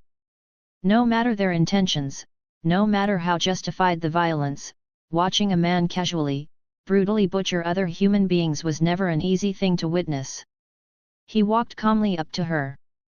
"Calm," he said to her softly, his voice gentle, using the elder speech word for calm or peace, in hopes that she wouldn't struggle as he reached out to release the rough noose from her bruised neck. His elder speech wasn't perfect, not by any means, but he knew enough to get by in most situations. It seemed she understood the sentiment, at least, as she visibly calmed a fraction at his word, though the fear still lingered deep in her eyes. He finished carefully untying and removing the noose from around her neck, then gestured for her to follow him. Luckily, they weren't too far from one of the main exits leading out of the town. "Name?" Harry asked, his voice still quiet as they began to walk.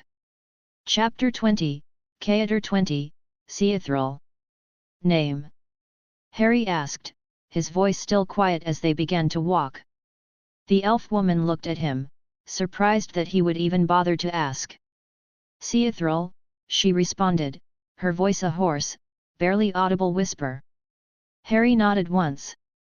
They soon made it to the town exit, unbothered by any further interference. The place was practically a ghost town now. Harry looked at the elf girl, Ciri. "Stay here," he said to her, his voice low and steady.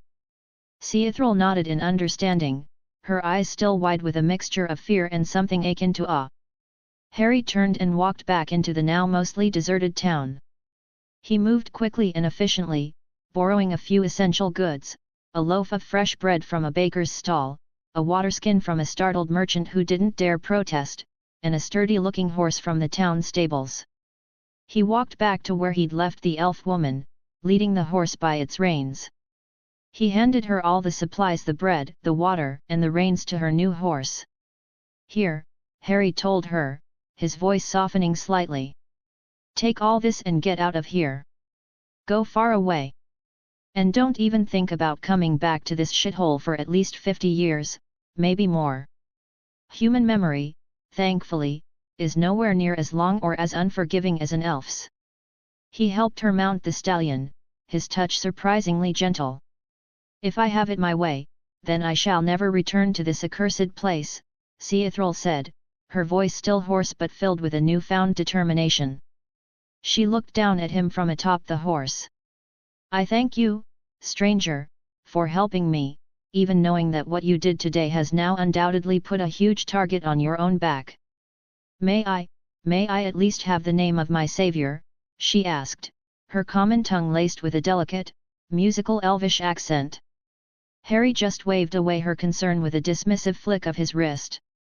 "It's nothing, really," he said, a hint of a weary smile playing on his lips. "I'm more than used to people trying to hunt me down. It's practically a hobby for some folks. And even if they are successful in finding me, they will quickly find that I do not come quietly. My name is Harry. And I was happy to help." He gave the horse's muscular rear a firm, unexpected slap, causing it to spur forward with a startled whinny before the elf woman had time to reply or offer further thanks. The last thing Harry saw was her surprised, slightly indignant face as the horse galloped off with her, carrying her swiftly into the distance, away from Belhaven and its horrors. He watched after her until the horse and its rider were just a tiny speck on the horizon, and then finally out of view completely. With her gone, and hopefully safe, Harry looked back at the now eerily quiet town. He stood there for a long moment, just staring, and started weighing the pros and cons in his head of simply burning the entire wretched place to the ground. A cleansing fire, a warning to others like them. He grumbled under his breath as he reluctantly found more cons than pros to that particular course of action. Too much collateral damage, too many innocents potentially caught in the crossfire, too much attention. With a final, disgusted sigh, he disappeared with a soft pop into the deepening twilight. Year 1199. Ethne SPOV. Ethne. "Did you miss me?" a cheerful, far too familiar voice suddenly called out, shattering the tranquil peace of her hidden little forest village deep in the ancient depths of Brokilon. Harry Potter, the infuriating, enigmatic D'Oin, had just popped into existence right in the middle of their sacred glade, as if he owned the place. "Harry," the silver-haired Dryad Queen said, her voice as cool and serene as a winter morning, though a flicker of deep annoyance was visible in her luminous eyes. She looked at her most unwelcome, and unfortunately, most frequent, unexpected guest. He seemed entirely unconcerned, as usual, about the 30-plus arrows that were currently, and very accurately, pointed directly at him from the shadowy depths of the surrounding trees. "I thought I warned you, quite explicitly, to never return to Brokilon." "Oh, you were serious about that?" Harry asked, his face a mask of faux confusion, his green eyes twinkling with poorly concealed amusement. Ethne just managed, with considerable effort, to hold back the glare she so desperately wanted to direct at the, supposedly, human male. "Yes, Harry. I was," she said, her voice flat. She made a subtle, almost imperceptible gesture with her hand, and her dryad warriors silently, reluctantly, lowered their weapons. They all knew, from bitter experience, that their arrows would make no difference whatsoever against this particular intruder. Harry had proven that, quite spectacularly, on his second uninvited, and far more disruptive, visit to her quiet, sacred home. This would mark, if she wasn't mistaken, the fifth such unwelcome intrusion since they had first found him, lost and disoriented, all those many moons ago. Ethne truly had no idea why this strange, powerful male felt the inexplicable need to just stop in, unannounced, every few summers. But at this point, his appearances were almost, dare she say it, becoming expected. Not an expectation she ever really wanted to have, mind you, or one she particularly enjoyed. He would just pop in, usually with that infuriatingly cheerful grin on his face, and then proceed to force her to drink some of his magically conjured tea with him for a few hours, to catch up, as he so casually put it. And just as she thought, he was already summoning a delicate, steaming pot of tea and a set of ornate cups out of thin air, a small, smug smile playing on his lips. Chapter 21, Chapter 21, Tisk, Tisk, Tisk. And just as she thought, he was already summoning a delicate, steaming pot of tea and a set of ornate cups out of thin air, a small, smug smile playing on his lips. "Shall we?" he asked, his smile widening, as he strolled, bold as brass, into her private abode, the heart of Brokilon. She followed him in, with a sigh of weary resignation, only because she knew, from past experience, that indulging him for a short while would be the quickest, and least destructive, way to eventually get him to leave. Hopefully, he wasn't in one of his foul, unpredictable moods like the last time he'd visited. Something to do with having to save some unfortunate elven woman from a particularly nasty group of humans, if she remembered correctly. She sat cross-legged on the mossy floor opposite him as he began to pour the tea. The tea, she had to admit, begrudgingly, was actually always very tasty, fragrant, and uniquely calming. It was, perhaps, the only genuinely good thing about his unwelcome visits. "Why have you decided, once again, to disturb the sacred peace of my forest, D'Oin?" she asked, trying to get straight to the point, hoping to expedite his departure. "Oh, you know," Harry said airily, handing her a steaming cup. "I haven't seen you for a little while, and I just thought I would pop in, say hello. How's everything been? Kill any interesting trespassers lately?" he asked, his tone far too casual for such a question. She took the cup and took a nice, long sip of the pleasant, aromatic beverage. "Interesting? No," she responded, her voice as cool as the forest stream. "Troublesome?"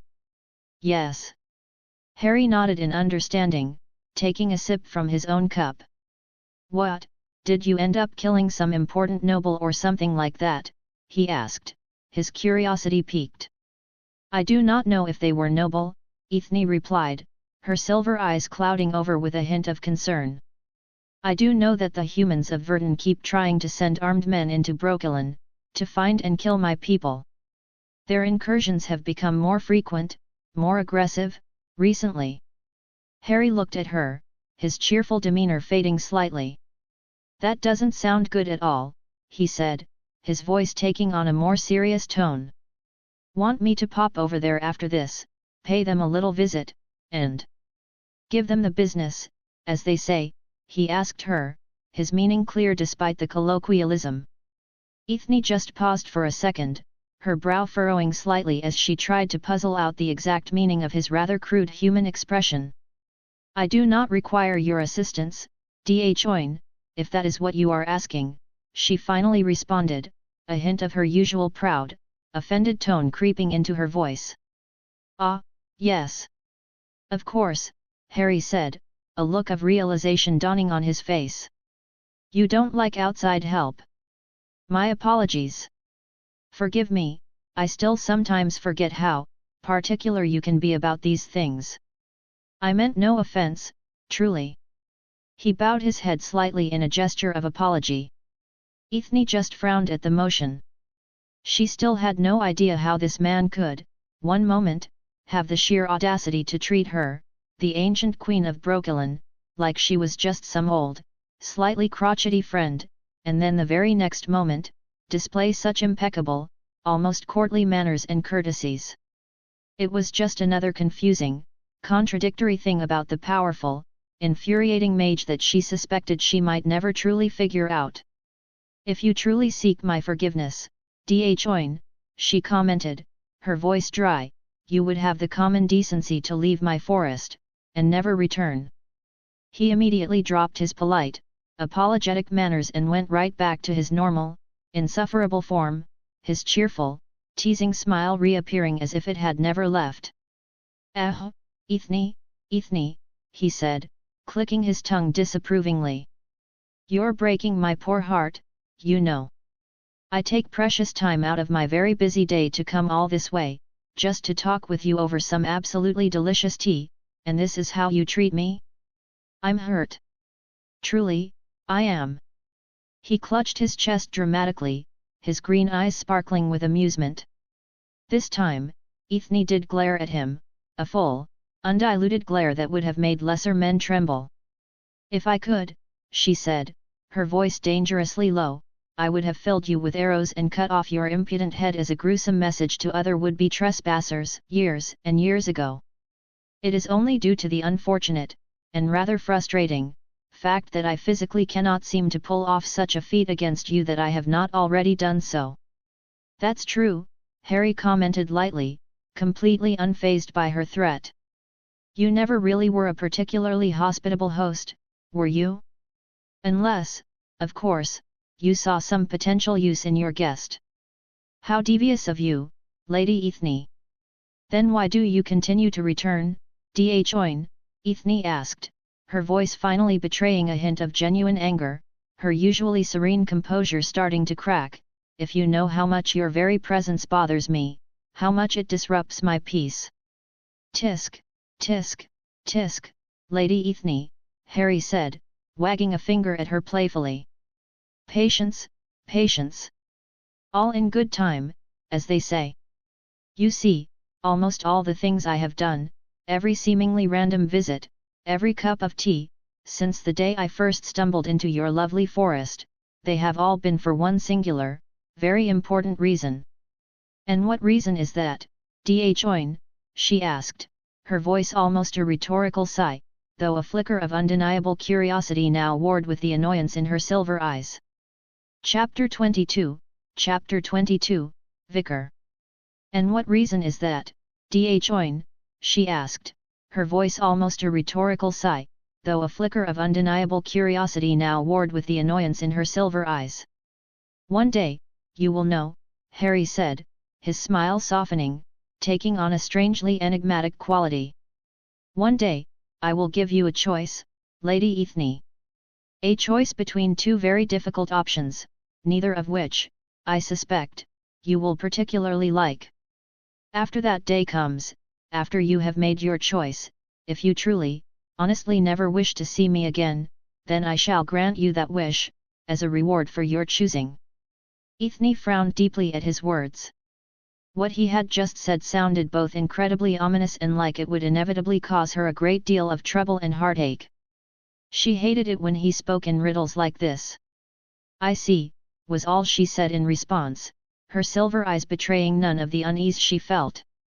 Now then, Harry said, his smile returning to its usual cheerful, slightly irritating brightness, let us move back to happier, less cryptic topics, shall we? How's